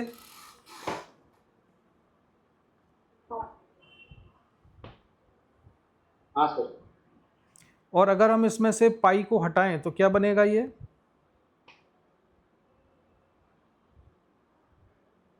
मतलब sine 180 plus theta. Sine 180 plus theta कितना होता है? हाँ इससे आ जाएगा, जो तुम चाहती थी ना काफी, यहां से लिख सकती हो ए साइन, तुम इसको ऐसे लिखो पाई और इसको लिखो plus omega t minus pi by 6, और इस पूरे एक्सप्रेशन को क्या लिख दो? मान लो तुमने अभी थीटा लिख दिया, थीटा, तो साइन पाई प्लस थीटा कितना होगा? साइन थीटा या minus sine? Minus sine theta. तो माइनस ए साइन थीटा हुआ ना ये, और थीटा कितना था? Omega t minus pi by 6। तो ऐसे लिख सकते हैं इस इक्वेशन को, ठीक है। अब इस इक्वेशन में से देखो वो कंडीशन सेटिस्फाई हो जाएगी। इसमें अगर हम t इक्वल टू 0 रखेंगे तो कितना आएगा? t 0 रखेंगे तो x कितना आएगा?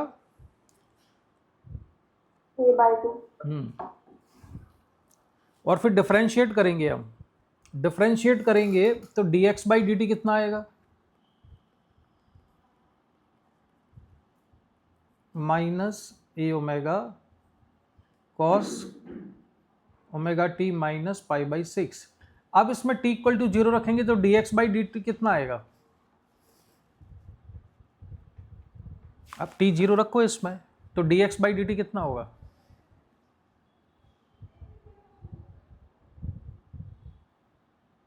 अरे बोलो यार जल्दी। Minus a omega root 3 by.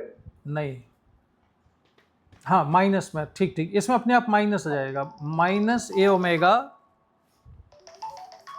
है ना, ये इतना आ जाएगा। एक मिनट जरा मैं एक फोन दे दूँ जरा। हाँ हेलो, शायद क्यों? ठीक है, तो माइनस ए ओमेगा और कॉस पाई बाई 6 बचेगा, तो कॉस माइनस पाई बाई 6 कितना हो जाएगा? Root 3 by 2। तो अब ये वो वाला आंसर आ जाएगा। तो अगर तुमको इक्वेशन माइनस पाई बाई 6 में लिखनी है तो फिर बाहर माइनस लगा के लिखना पड़ेगा, तब ये सही इक्वेशन बनेगी, minus a sine omega t minus pi by 6। ठीक है, समझ में आया ये? तो जो फेज होता है पार्टिकल का टाइम टी पर, जिसको कि हम कहते हैं omega t plus phi naught,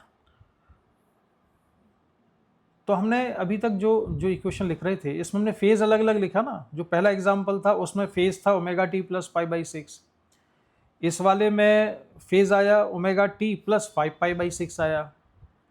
तो फेज आखिर क्या बताता है? फेज हमें दो इंफॉर्मेशन देता है, एक तो बताता है पोजीशन, पार्टिकल की पोजीशन कहाँ पर है, और उसके अलावा दूसरी चीज बताता है डायरेक्शन ऑफ वेलोसिटी।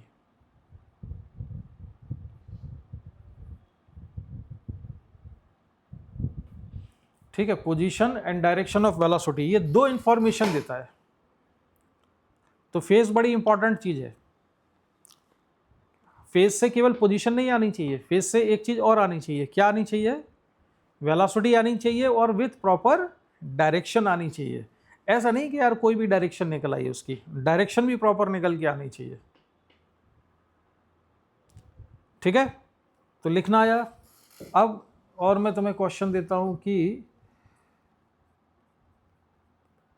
अगर कोई पार्टिकल है, ये इसकी मेन पोजीशन है x इक्वल टू 0, एम्पलीट्यूड उसका a के बराबर है, और मान लो उसकी जो पोजीशन है t इक्वल टू 0 पर, वो कहाँ पर है? वो है x equal to a minus a by root 2 पर, माइनस a बाई रूट 2 पर है, और उसकी वेलोसिटी की डायरेक्शन है राइट साइड, इधर, मतलब मीन पोजीशन की तरफ जा रहा है। तो इसकी इक्वेशन क्या बनेगी ये बताओ जरा। माइनस a बाई रूट 2 पर है और वेलोसिटी राइट साइड है टुवर्ड्स द मीन पोजीशन, तो इसकी SHM की इक्वेशन क्या लिखेंगे हम?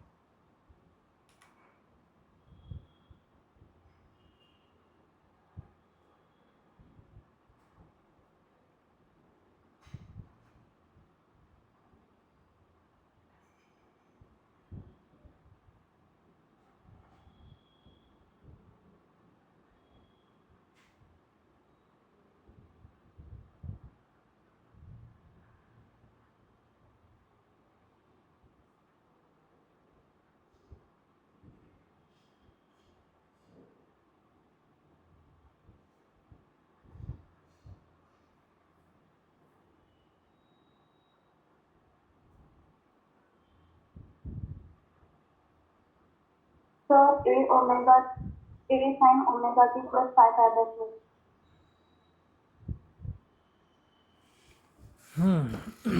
सार्थक तुम्हारा?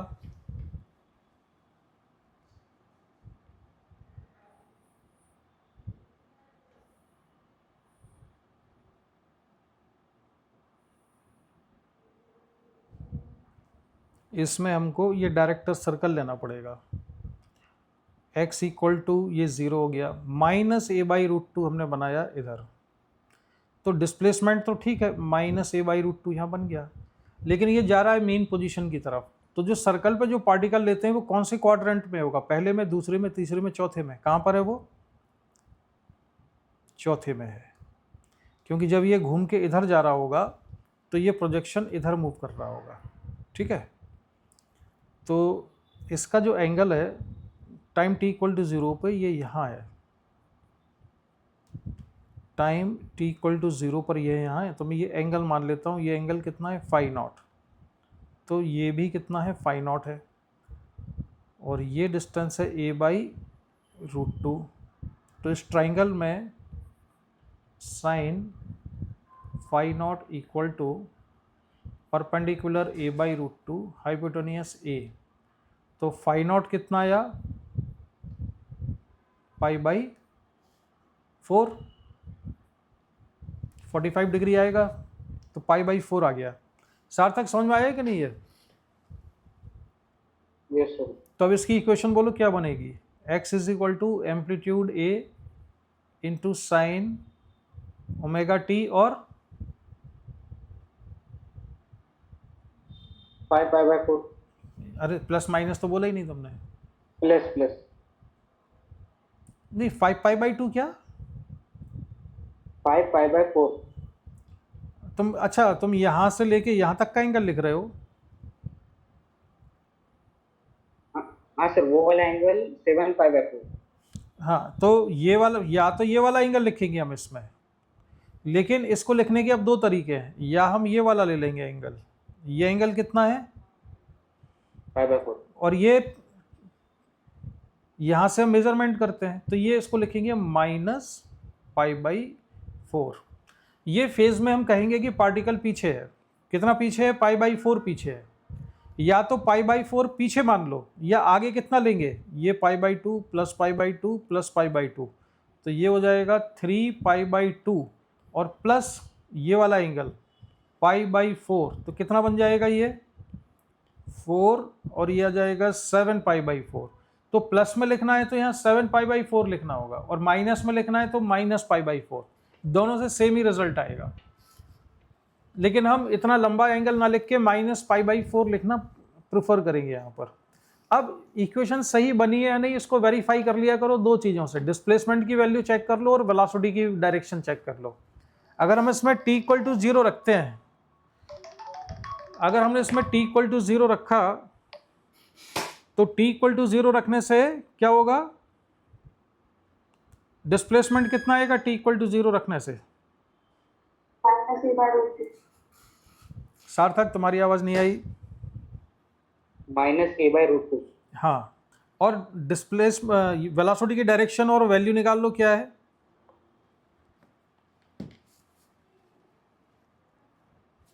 एक बार डिफरेंशिएट कर लो इसको, dx/dt, तो कितना हो जाएगा ये a omega cos omega t -π/4, तो कितना होगा ये dx/dt? a ω/√2। a ω/√2, और ये प्लस आया, और प्लस आना चाहिए था, मतलब वेलोसिटी की डायरेक्शन किधर है, पॉजिटिव x एक्सिस की तरफ है, तो वेरीफाई हो गया ना दोनों चीजें। समझ गए? अच्छा, अब इसमें कुछ चीजें ऐसी हैं जो भी हम एज ए एग्जाम्पल लेंगे, लेकिन उनको रट लेना है अपने को। रटना क्या है कि अगर कोई पार्टिकल है SHM कर रहा है, टाइम पीरियड गिवन है उसका t और x = 0 और ये है x = a/2, तो हमको निकालना है कि time taken by particle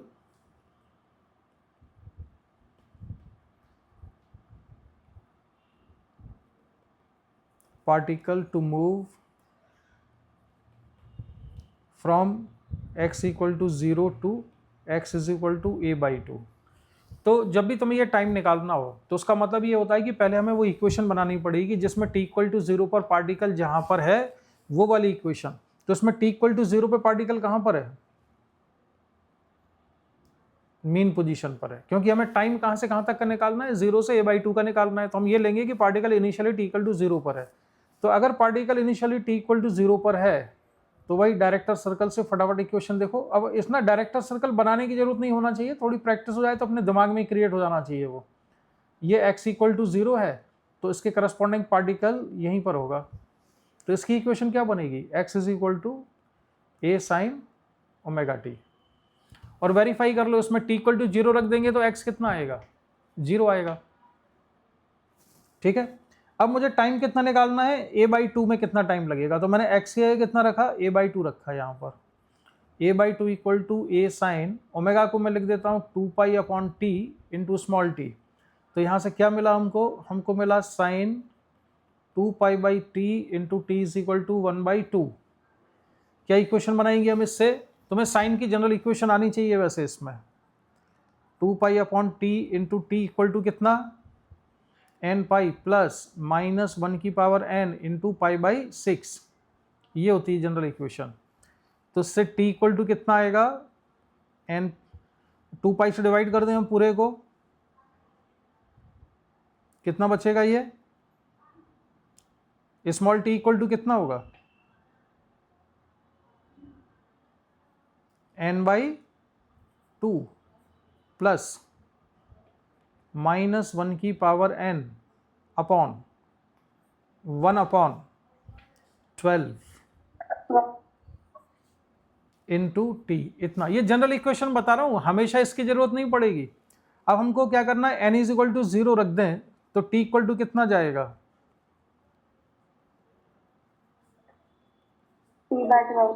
t/12। तो यानी कि टाइम पीरियड का 1/12 टाइम लगेगा इसको। तो फिर ये इतनी सारी इक्वेशन n में जो आ रही है उसका मतलब क्या है, क्या मतलब हुआ उसका, n में जो इक्वेशन आई है ना इतनी सारी, n की वैल्यू तो हम 0 1 2 3 4 5 रखेंगे, तो उसका मीनिंग क्या हुआ, तो उसका मतलब ये है n की इतनी सारी वैल्यू, क्योंकि पार्टिकल, इसमें पार्टिकल ऐसा नहीं होगा केवल एक ही बार x इक्वल टू 0 से x इक्वल टू a/2 पे आएगा, वो तो हज़ारों लाखों बार आएगा। तो लेकिन पहली बार आने में कितना टाइम लगेगा? t/12। इसके बाद फिर वो आगे जाएगा, आगे जाके वापस आएगा, फिर दोबारा जाएगा। तो जब हम n इक्वल टू 2 रखेंगे, n इक्वल टू 1 रखेंगे, तो दूसरी बार जाने में कितना टाइम लगा? फिर हमने n इक्वल टू कितना रखा, उसमें 2 रखा, तो तीसरी बार का, 3 में चौथी बार का। समझ में आ रहा है ये? क्योंकि ये तो पीरियोडिक फंक्शन है ना, एक ही बार में ख़त्म थोड़ी हो जाएगा। तो इसको x इक्वल टू 0 से x is equal to a/2 तक जाने में जो टाइम लगता है, कितना टाइम हुआ वो बोलो? t/12। ये याद रखना है। अब तुम लोग लिखो इक्वेशन, फाइंड द टाइम, लिखो question, find the time taken by particle, find the time taken by particle to move from x equal to a/2 to x equal to a। अब a/2 से a तक जाने का time बताओ कितना होगा? a/2 से a तक जाने में कितना टाइम लगेगा?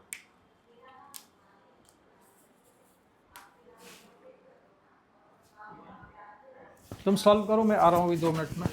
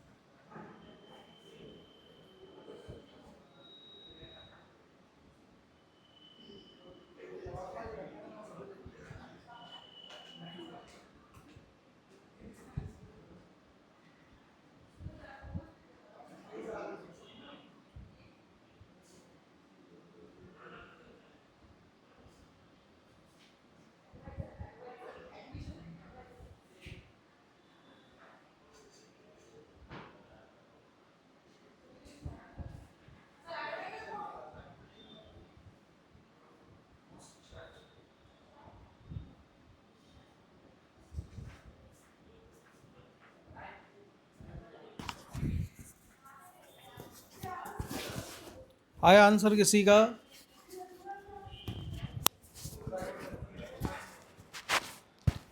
आंसर आया किसी का? सार्थक, काव्या, क्या बात है, आवाज नहीं आ रही? ये रेडमी नोट में कौन है यार? अपना नाम बताओ पहले तुम। काव्या, तुम्हारा आंसर आया?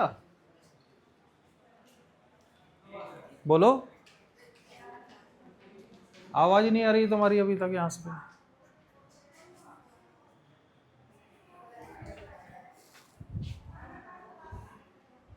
सार्थक, तुमको आवाज नहीं आ रही क्या? आ रही है सर। तो कितना आंसर आया?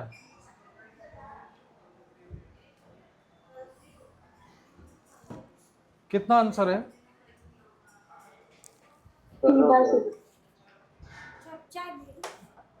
तो पहले तुम्हें इक्वेशन वो वाली बनानी होगी जिसमें चार्ज, जिसमें पार्टिकल कहाँ पर होता हो।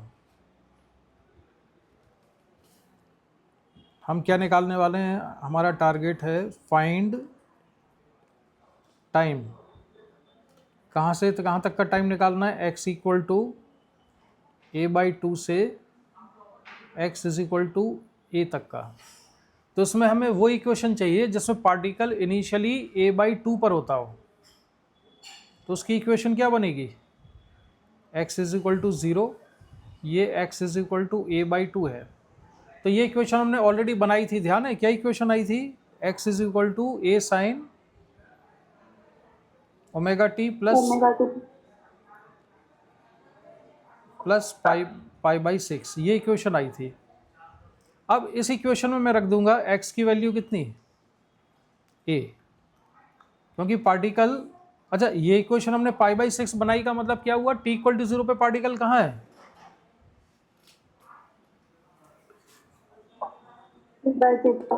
a/2 पर। हाँ a/2 पर। तो इसमें इस इक्वेशन में अगर हम t इक्वल टू 0 रखते हैं, इसमें अगर हम t 0 रखें तो x कितना आ रहा है, a/2 आ रहा है। अब हमको वो टाइम निकालना है t का जिसमें पार्टिकल a पर हो, तो x की वैल्यू a रखना है। तो x की वैल्यू रखी हमने a, तो ये हो जाएगा a साइन ओमेगा को लिखा 2 pi upon T into t plus pi by 6। क्यों, ये रेडमी नोट में समर्थ है क्या, समर्थ, सार्थक तुमको मालूम है कौन है ये, नहीं सर।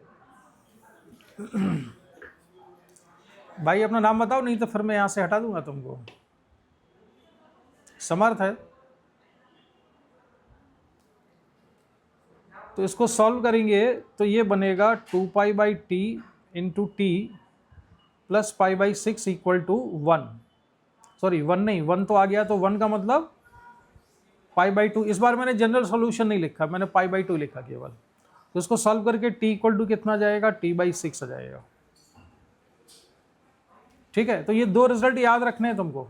क्या याद रखना है, x इक्वल टू 0 से a/2 तक जाने का टाइम कितना है, t/12, और a/2 से a तक जाने का कितना है, t/6 है। ठीक है, इसको याद ही रख लेना है। अब जैसे ये है x इक्वल टू 0 और x इक्वल टू a, यहां तक जाने का टोटल टाइम कितना लगेगा, t/4 है। यहां तक का टाइम कितना है, t/12 है, और यहाँ तक का टाइम कितना है, t/6 है। तो कई क्वेश्चन ऐसे होंगे कि अगर ये चीज़ की वैल्यू अगर हमें याद है ना, तो हम डायरेक्ट आंसर निकाल लिया करेंगे। इससे काफ़ी बड़े बड़े क्वेश्चन डायरेक्ट सॉल्व हो जाएंगे अगर ये चीज़ हमें याद है तो। ठीक है, अब जरा जेई मेन का कोई क्वेश्चन ढूंढते हैं हम लोग, है ना, PYQ निकालते हैं कुछ। ये किसका है PYQ भाई, अच्छा ये तो वेव वाला पड़ा हुआ है यार, SHM में जाना पड़ेगा।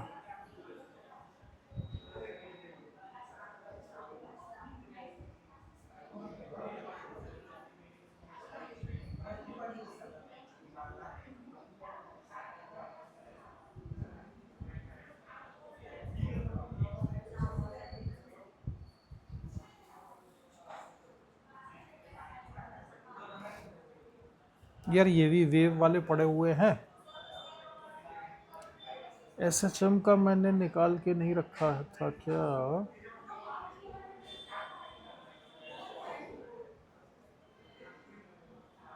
चलो इसकी एक्सरसाइज में से देख लेते हैं कुछ क्वेश्चन।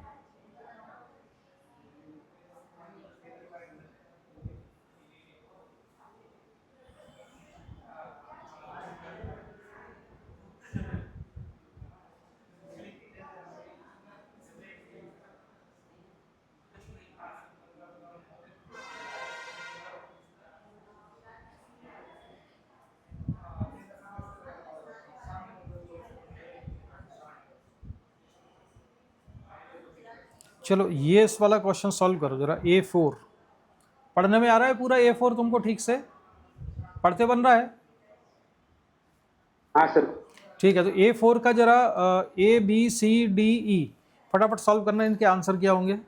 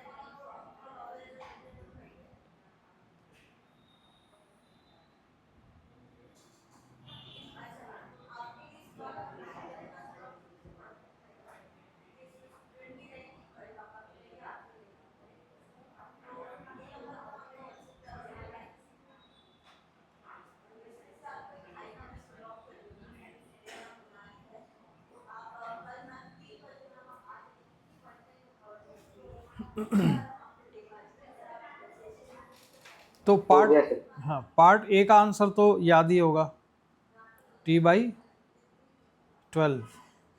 बी का answer x equal to 0 to a/√2। B का आंसर क्या है? T/8। काव्या? T/8 sir. अच्छा चलो हम लोग ना उसमें ही आंसर ही देख लेते हैं डायरेक्ट। ये है एक्सरसाइज 1 पार्ट 1 का A4।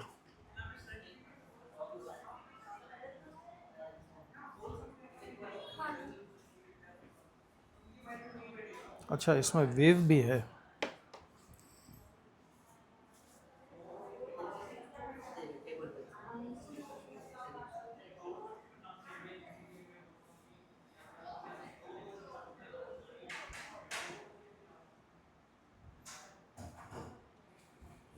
अभी भी नहीं आई।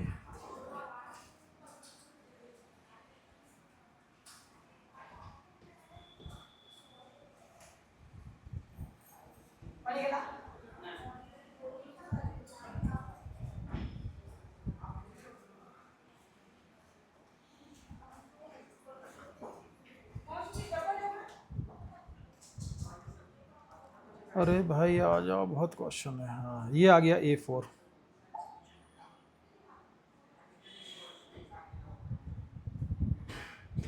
आंसर देख लो जरा, इसमें से सही है कि नहीं सारे। T/12, T/8, T/6, T/4, T/8 यही थे। सर हाँ sir. T/12, T/8, T/6, T/4, T/8। चलो तो ये चीज़ तो तुम सीख गए इक्वेशन बनाना। अब इसमें और जरा क्वेश्चन पे आते हैं हम।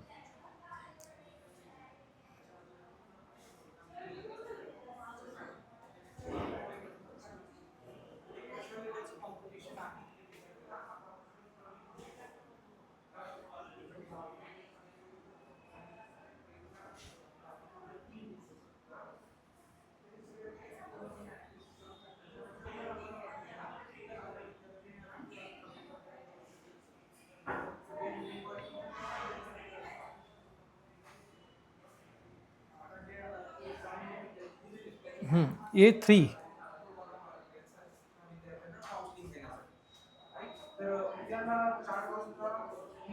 A3 मतलब ये वाला क्वेश्चन।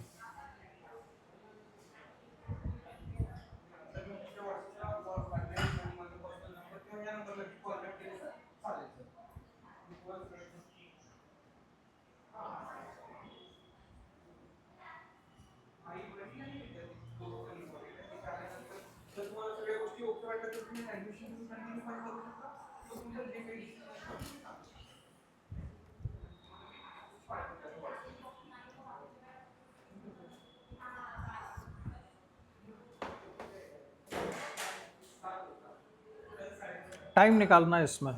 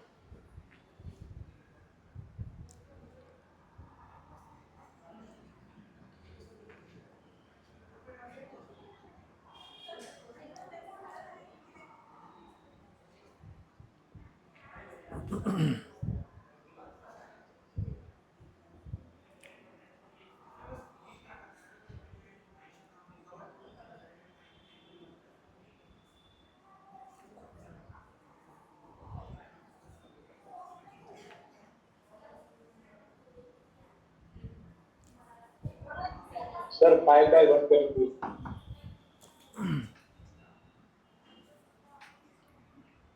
किसका आंसर है ये, पहले का? हाँ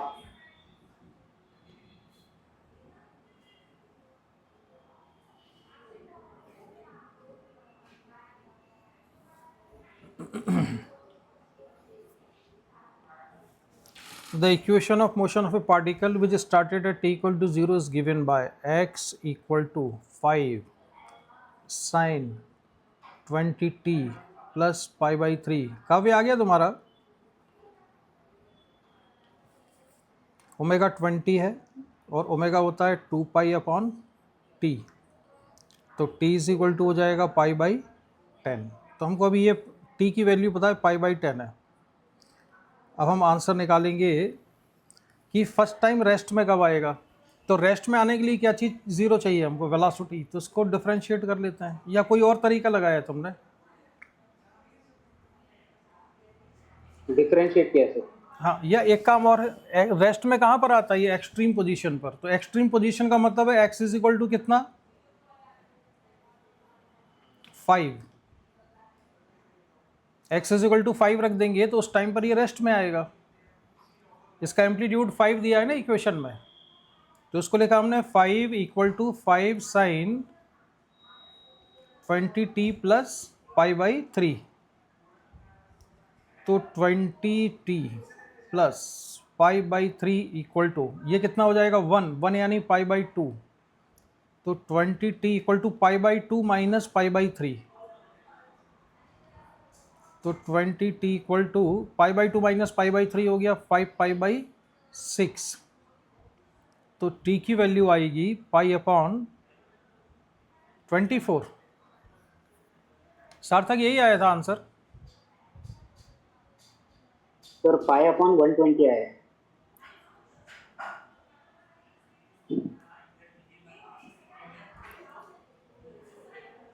एक मिनट, मैंने ये क्या लिखा, अच्छा एक मिनट, ये मैंने ऐड कर दिया, सब्ट्रैक्ट होगा, 3 पाई माइनस 2 पाई होगा, तो ये पाई बाई 6 बचेगा। ठीक है तुम्हारा आंसर पाई बाई 6, और t इज इक्वल टू हो जाएगा पाई अपॉन 120। ठीक है, पाई अपॉन 120 हो गया। काव्य आंसर आ गया इसका? हाँ सर आ गया। अच्छा, अब सेकंड का आंसर बताओ। 5/36। जीरो एक्सेलरेशन मतलब कहाँ पर होना चाहिए पार्टिकल को? Mean position. Yes, mean position, यानी x इक्वल टू 0 रख दें तो टाइम की जो वैल्यू आएगी वही आंसर हो जाएगा। तो इससे आ जाएगा 20t plus pi by 3 equal to कितना, n pi equal to n pi रखेंगे। सार्थक समझ में आया ये जनरल सोल्यूशन इसका? क्योंकि अगर जीरो रख दिया तो जीरो का मतलब तो जीरो हो जाएगा, उससे टाइम नेगेटिव हो जाएगा, वो नेगेटिव टाइम एक्सेप्टेबल नहीं है। तो हमें क्या लिखना होगा, 20t plus pi by 3 equal to n pi. अब n की वैल्यूज रखना शुरू करेंगे हम 1 बाई 1। तो n की वैल्यू 0 तो एक्सेप्टेबल नहीं है, पर n की वैल्यू 1 रखेंगे तो कितना आएगा, 20t इक्वल टू पाई और ये माइनस पाई बाई 3, तो कितना हुआ 2 पाई बाई 3 20t। तो t इक्वल टू कितना आया, पाई बाई 30। सार्थक यही आंसर आ रहा है? Yes sir. काव्या तुम्हारा क्या आंसर है? Sir pi by 50। तो अच्छा, तुमने मेथड सभी ने सेम लिया है कि अलग अलग मेथड से किया था? Same. मैं सर वैसे इसमें तुम एक्सेलरेशन की इक्वेशन बना के भी कर सकते हो इसको। एक्सेलरेशन की इक्वेशन कैसे, एक बार dx बाई dt और फिर d2x ओवर dt स्क्वायर, 2 बार डिफरेंशिएट किया तो एक्सेलरेशन आ जाएगा, और उसको जीरो रख दिया, उससे भी कर सकते हैं। बहुत तरीके हैं, एक हमने जो किया इससे कर सकते हैं। अच्छा, वेलोसिटी की इक्वेशन से भी कर सकते हैं। वेलोसिटी की इक्वेशन में वेलोसिटी को कैसा रख दें हम, मैक्सिमम रख दें, ठीक है। वेलोसिटी मैक्सिमम मतलब एक्सेलरेशन कैसा है, जीरो है। तो फिर इससे सी का आंसर ही मिल गया हमको। पार्ट सी का आंसर क्या होगा, Pi by 30. पाई बाई 30 होगा, क्योंकि जिस इंस्टेंट पर एक्सेलरेशन जीरो होता है उस इंस्टेंट पर वेलोसिटी मैक्सिमम होती है मीन पोजीशन में। तो ये आंसर आ गया इसका, ठीक है। चलो, तो अब तुमको कुछ कुछ इसमें क्लैरिटी आई होगी। अब हम देख लेते हैं इसमें और क्या क्या चीज़, हम इसी के थ्रू आगे बढ़ते चलते हैं। एनर्जी की इक्वेशन कैसे देखना है, तो एनर्जी की इक्वेशन के लिए क्या करोगे, चलो एनर्जी की इक्वेशन बना लेते हैं हम। पार्टिकल अगर सिंपल हार्मोनिक मोशन कर रहा है तो उसकी जनरल इक्वेशन लिखते हैं हम, x is equal to a sine omega t plus phi naught, और डिफरेंशिएशन कर दें तो v इज इक्वल टू आ जाएगा a omega cos omega t plus phi naught. Cos omega t को लिख सकते हैं हम फिर साइन के टर्म्स में, तो a omega under root 1 minus sine square omega t plus phi naught. Sine square omega t plus phi naught को क्या लिख सकते हैं, इक्वेशन नंबर 1 से किसके बराबर है ये है x square upon a square, x square upon a square. तो सिंप्लीफाई करने पर वेलोसिटी बन जाएगी a into under root, a into नहीं omega into a square minus x square. तो velocity as a function of x निकाल लिया हमने, ये याद रखना, ये वेलोसिटी हमने as a function of x निकाला है। और यहाँ पर जो वेलोसिटी है ये वाली, ये वेलोसिटी है as a function of time, ये दोनों ही याद रखना है।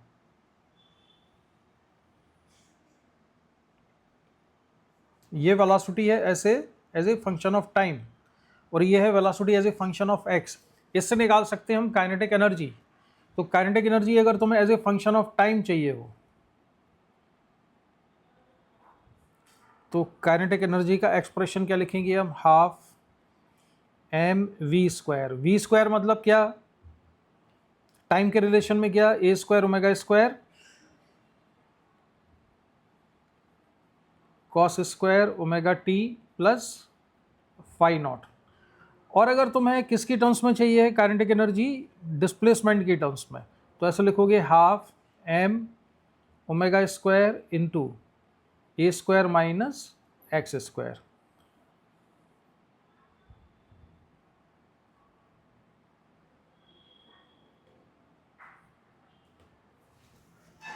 ऐसे लिख लेंगे इसको, a square minus x square में, ठीक है। ये तो काइनेटिक एनर्जी हुई।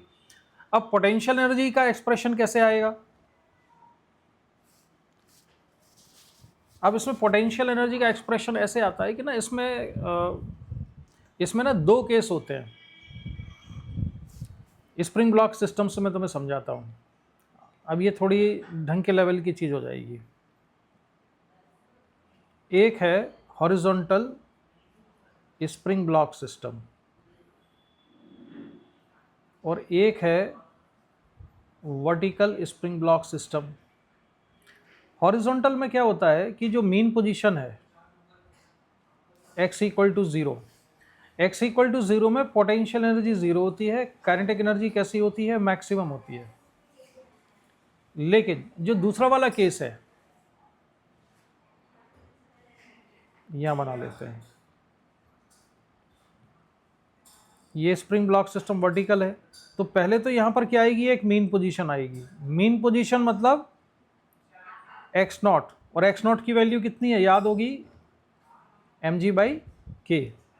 और फिर पार्टिकल मान लो ऑसिलेट कर रहा है, ये इसका एम्पलीट्यूड है, ये इसका एम्पलीट्यूड है, और पार्टिकल जो है यहाँ आता है, इधर मीन पोजीशन, फिर ऊपर जाएगा और ऐसे ऑसिलेट करेगा। जब ये ऑसिलेट कर रहा होगा, तो जब ये मीन पोजीशन में आया पार्टिकल, तो मीन पोजीशन में इसकी पोटेंशियल एनर्जी ज़ीरो है कि नहीं यहाँ पर?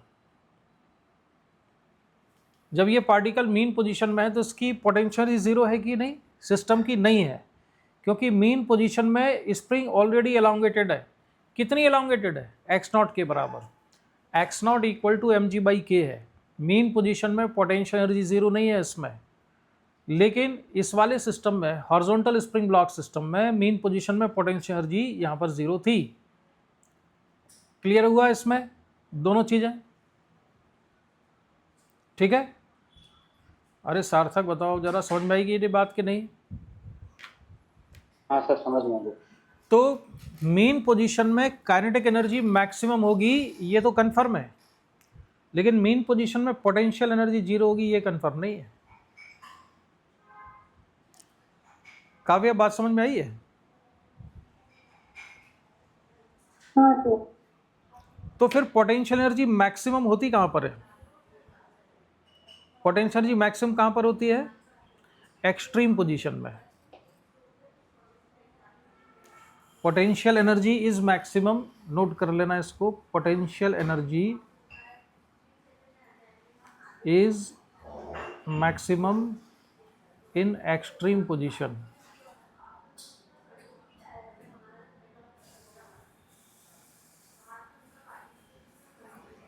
Kinetic energy is maximum in mean position.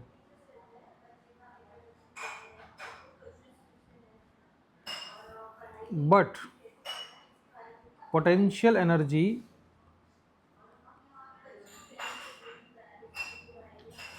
is not necessarily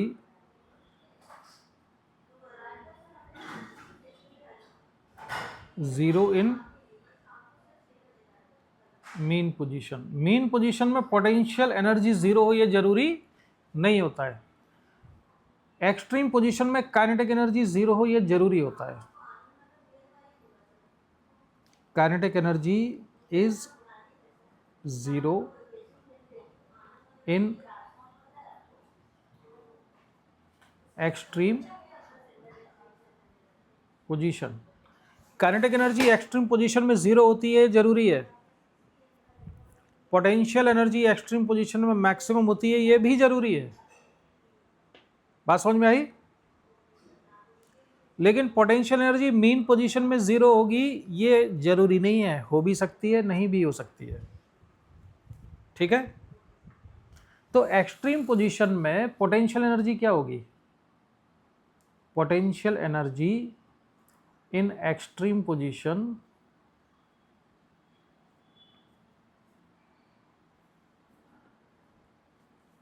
is half k a square. Extreme position में पोटेंशियल एनर्जी होगी हाफ के ए स्क्वायर, जिसमें के क्या है?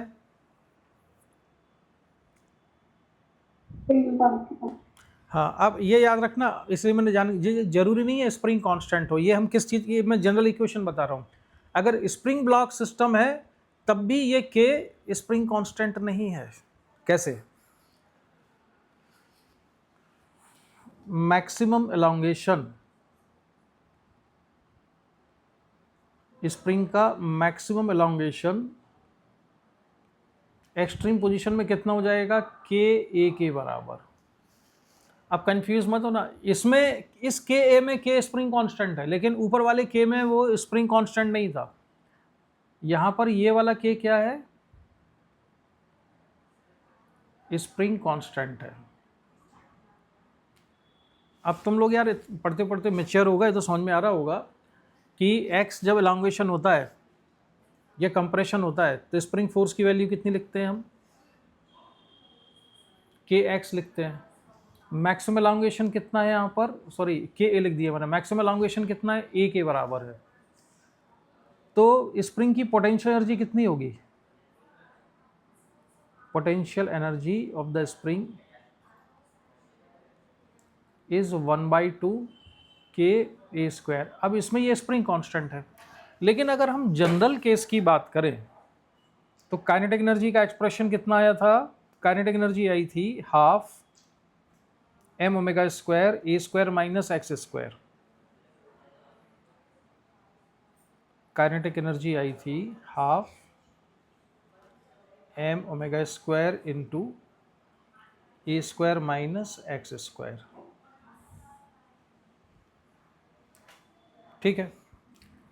अच्छा, अगर हम हॉरिजॉन्टल स्प्रिंग ब्लॉक सिस्टम लें, हॉरिजॉन्टल वाला अगर स्प्रिंग ब्लॉक सिस्टम लेते हैं तो काइनेटिक एनर्जी मेन पोजीशन में कितनी है, मैक्सिमम है। तो के मैक्सिमम क्या लिखेंगे, half m omega square a square, ये के मैक्सिमम है। और एक्सट्रीम पोजीशन में ये सारी की सारी काइनेटिक एनर्जी किस में बदल जाएगी, पोटेंशियल एनर्जी में। तो यही सारी की सारी क्या हो जानी चाहिए, यू मैक्सिमम भी हो जानी चाहिए। किसकी बात कर रहा हूँ मैं, हॉरिजॉन्टल स्प्रिंग ब्लॉक सिस्टम की। अभी कंफ्यूज मत हो ना, फाइनल आंसर में तुम्हें अभी बताऊंगा, अभी मैं तुमको थोड़ा सा दिमाग में चीज़ें सेट कर रहा हूँ। इस वाले केस में यू मैक्सिमम भी कितना है, यू मैक्सिमम भी half m omega square a square है।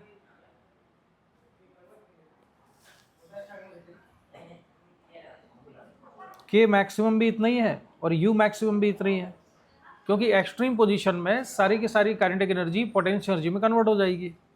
तो जो भी काइनेटिक एनर्जी थी वो पोटेंशियल एनर्जी के बराबर होगी। तो जब मैं kinetic energy maximum potential energy का एक्सप्रेशन लिखूंगा तो क्या लिखेंगे हम उसको, मैक्सिमम पोटेंशियल एनर्जी में हम क्या लिखते हैं, हाफ के ए स्क्वायर। तो उसमें के की वैल्यू क्या है हमारे लिए,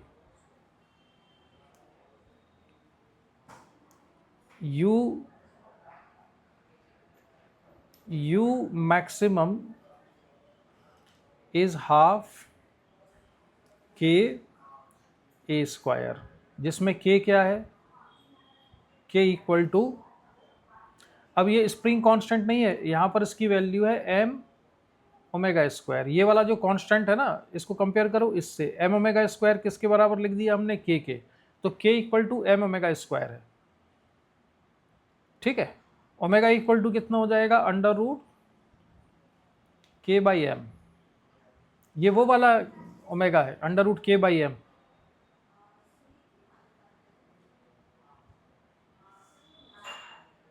तो ये वाला के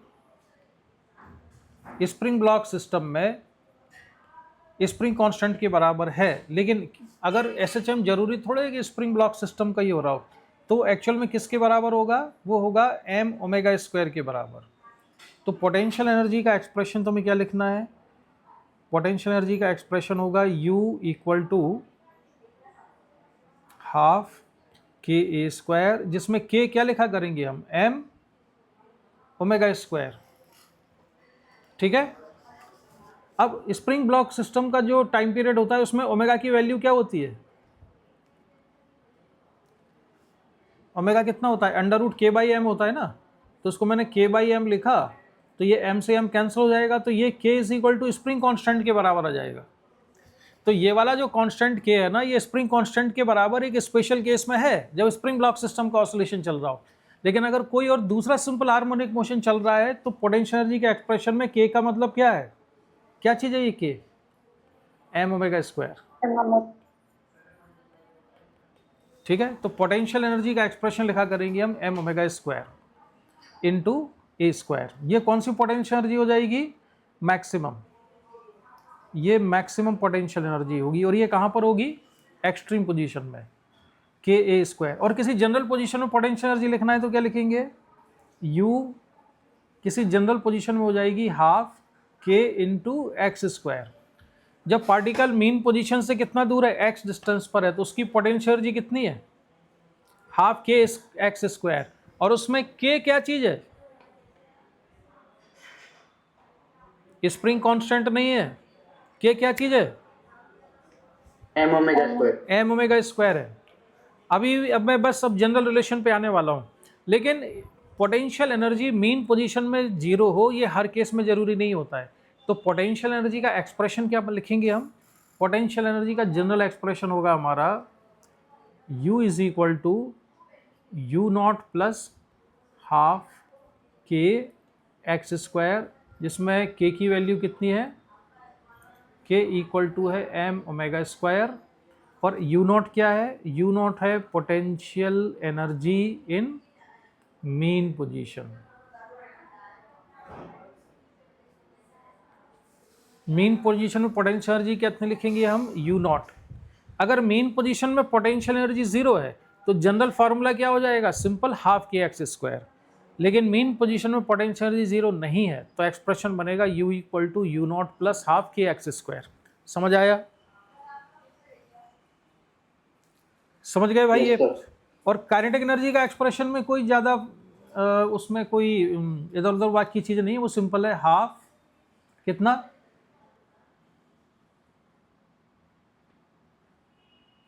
कितना काइनेटिक एनर्जी का एक्सप्रेशन क्या बनेगा, हाफ एम बी स्क्वायर होता है। और v इज इक्वल टू क्या लिखेंगे,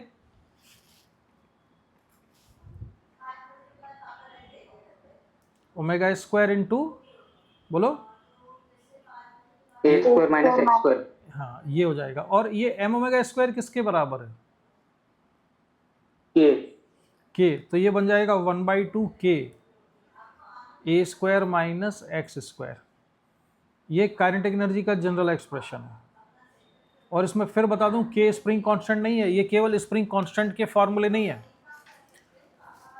काइनेटिक एनर्जी का general formula, kinetic energy as a function of x है 1/2 k into a square minus x square. ये के क्या चीज़ है, फोर्स कांस्टेंट ऑफ SHM है। और पोटेंशियल एनर्जी का एक्सप्रेशन है U is equal to u naught plus half k x square. जिस समय काइनेटिक एनर्जी मैक्सिमम होगी उस समय पोटेंशियल एनर्जी कैसी होगी, मिनिमम। जिस समय काइनेटिक एनर्जी मैक्सिमम है उस समय पोटेंशियल एनर्जी मिनिमम। लेकिन जिस समय काइनेटिक एनर्जी मैक्सिमम है उस समय मिनिमम पोटेंशियल एनर्जी जीरो हो भी सकती है, नहीं भी हो सकती है। जीरो होने के लिए एग्जांपल है हॉरिजॉन्टल स्प्रिंग ब्लॉक सिस्टम, और मीन पोजीशन में जीरो नहीं होती है उसका एग्जांपल है वर्टिकल स्प्रिंग ब्लॉक सिस्टम। और ये फॉर्मूले हैं, इनके ग्राफ भी याद रखना। टोटल एनर्जी कैसी होती है SHM की, total energy is equal to kinetic energy plus potential energy. तो इनका सम कितना आ जाएगा भाई, बोलो, ऐड करेंगे तो क्या बचेगा, इन दोनों को ऐड कर देंगे, हाफ के एक्स स्क्वायर। और यू नॉट भी तो बचेगा, हाँ यू नॉट प्लस हाफ के ए स्क्वायर। ये ना माइन्यूट डिफरेंसेस हैं, इनमें बहुत अच्छे से समझना इस चीज को। देखो अगर ऐसा केस हुआ जिसमें मीन पोजीशन में पोटेंशियल एनर्जी जीरो है तो ये यू नॉट नहीं आएगा और टोटल एनर्जी कितनी हो जाएगी, हाफ के ए स्क्वायर। लेकिन अगर मीन पोजीशन में पोटेंशियल एनर्जी जीरो नहीं है तो एक्सप्रेशन ये है। ये एक्सप्रेशन किसका है, टोटल एनर्जी का है, ठीक है। और इसमें के क्या है, स्प्रिंग कांस्टेंट नहीं है, ये है एम ओमेगा स्क्वायर। समझ आ गया, नोट कर लिया इतना। हाँ सर। अब इसके जो ग्राफ बनते हैं ना, वो ग्राफ को मैं जल्दी से बना देता हूं। यहाँ पर ये दो तरह के ग्राफ बनते हैं। यहाँ पर लेते हैं हम x और इधर लिखते हैं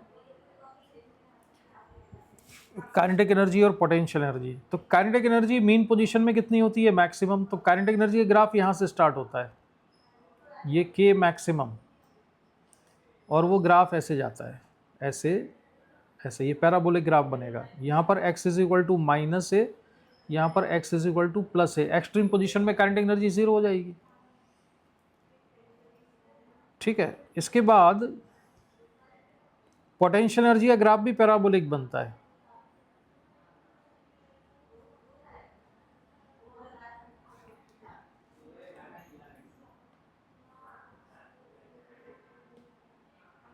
इसी में पोटेंशियल एनर्जी का ग्राफ बनाएंगे। तो पोटेंशियल एनर्जी मीन पोजीशन में कैसी है? अगर जीरो है तो वो ग्राफ ऐसा जाएगा, ऐसे बनेगा। ये पोटेंशियल एनर्जी का ग्राफ है, ये काइनेटिक एनर्जी का ग्राफ है। ठीक है, ऐसे ग्राफ होते हैं। और टोटल एनर्जी दोनों का सम हमेशा कैसा रहेगा? कांस्टेंट रहेगा। लेकिन अगर मेन पोजीशन में पोटेंशियल एनर्जी जीरो नहीं है तो उसका ग्राफ ऐसे बनता है। ये तो काइनेटिक एनर्जी का बना लिया हमने।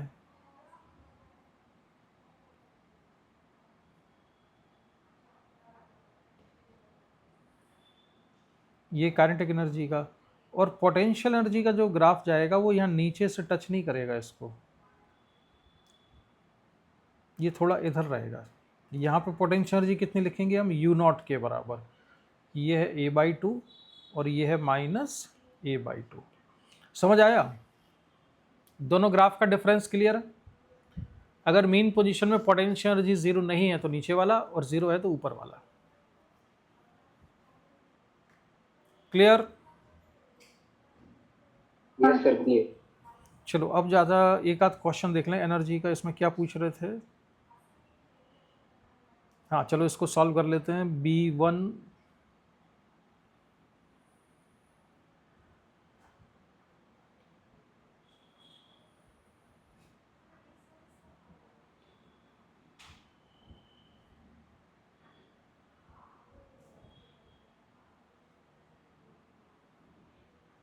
चलो ये क्वेश्चन सॉल्व करो जरा।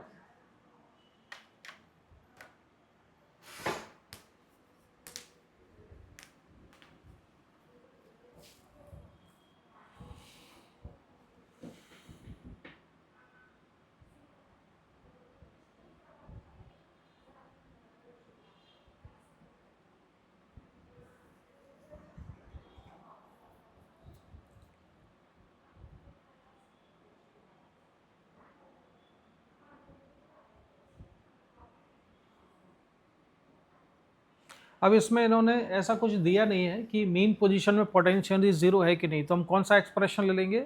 मान लेंगे कि मीन पोजीशन में पोटेंशियल एनर्जी जीरो है।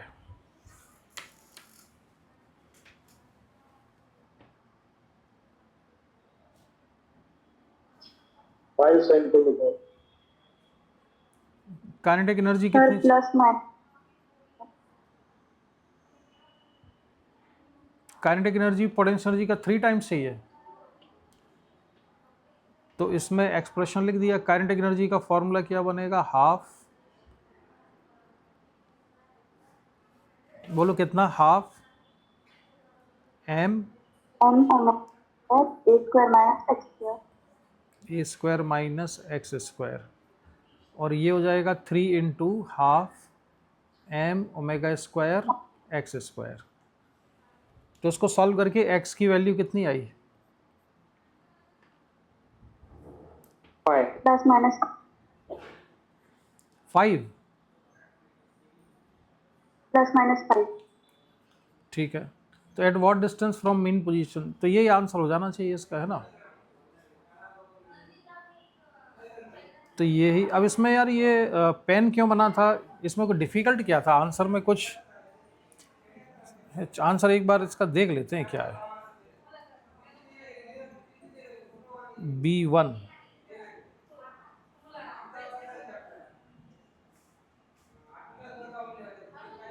नहीं नहीं नहीं नहीं, इतना नीचे नहीं। यहीं कहीं होंगे आंसर इसके।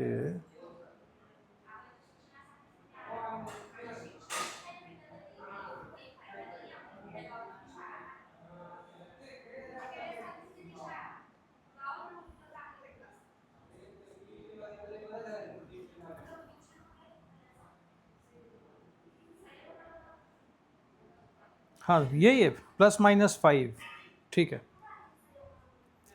अब बना के तो ऐसा रखा था यार, उसमें से बहुत डिफिकल्ट होगा, इसमें तो ज़्यादा कुछ था ही नहीं। अच्छा अब एक चीज़ और देखो, अब बाकी तुम प्रैक्टिस करना। Series parallel combination of spring, अगर इस तरह का कॉम्बिनेशन होता है स्प्रिंग का तो ये कौन सा होता है, सीरीज। ये है K1 K2 K3, तो इसको कैसे लिखते हैं, 1/K equivalent equal to 1/K1 plus 1/K2 plus 1/K3, ऐसे याद रखना।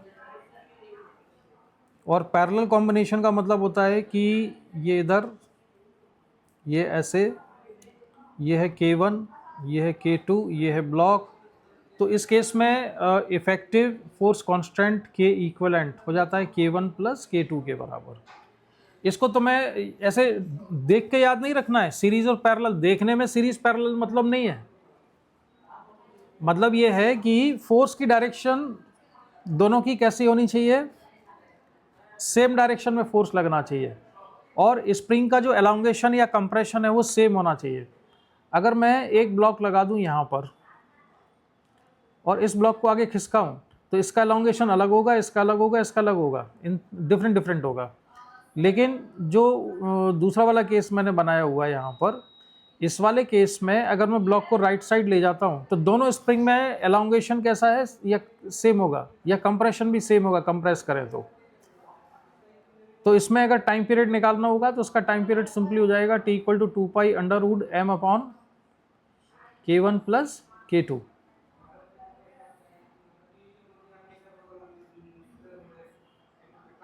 इसके बाद मान लो एक ये केस लिया हमने, एक स्प्रिंग ये लगा दी, एक स्प्रिंग ये वाली लगा दी है, ये है K1, ये है K2। तो इसका इफेक्टिव फोर्स कांस्टेंट कितना आएगा सार्थक, ये सीरीज होगा कि पैरेलल होगा, पैरेलल। ये सीरीज है। पैरेलल। हाँ ये पैरेलल है, क्योंकि इनका अगर हम इस ब्लॉक को डिस्प्लेस करते हैं तो दोनों में कंप्रेशन और एलोंगेशन सेम होगा, एक में कंप्रेशन होगा एक में एलोंगेशन होगा, लेकिन दोनों सेम होंगे और दोनों के फोर्स की डायरेक्शन भी सेम होगी। तो ये बनेगा K1 प्लस K2 के बराबर फोर्स कांस्टेंट। तो क्वेश्चन सॉल्व करते समय इसको याद रखना। एक तो ये चीज़ हो गई, और अभी इतना ही करो, और तुम क्या करो, PYQ सॉल्व करना शुरू करो। PYQ में कौन से, स्प्रिंग ब्लॉक सिस्टम के सारे क्वेश्चन लेना, ठीक है, स्प्रिंग ब्लॉक सिस्टम के सारे क्वेश्चन लो PYQ में, और उसके भी क्वेश्चन मिलेंगे कि कितना टाइम लगेगा यहाँ से यहाँ तक जाने में, कितना टाइम लगेगा इक्वेशन। तो ये PYQ सॉल्व करो। आज मेरे पास वो PYQ वाली स्कैन कॉपी है नहीं इसमें, ठीक है। तो फिर हम नेक्स्ट क्लास करते हैं बाद में, ठीक। तो चलो, ओके मैं डिस्कनेक्ट कर रहा हूँ अभी ऐसे, है ना, बाय।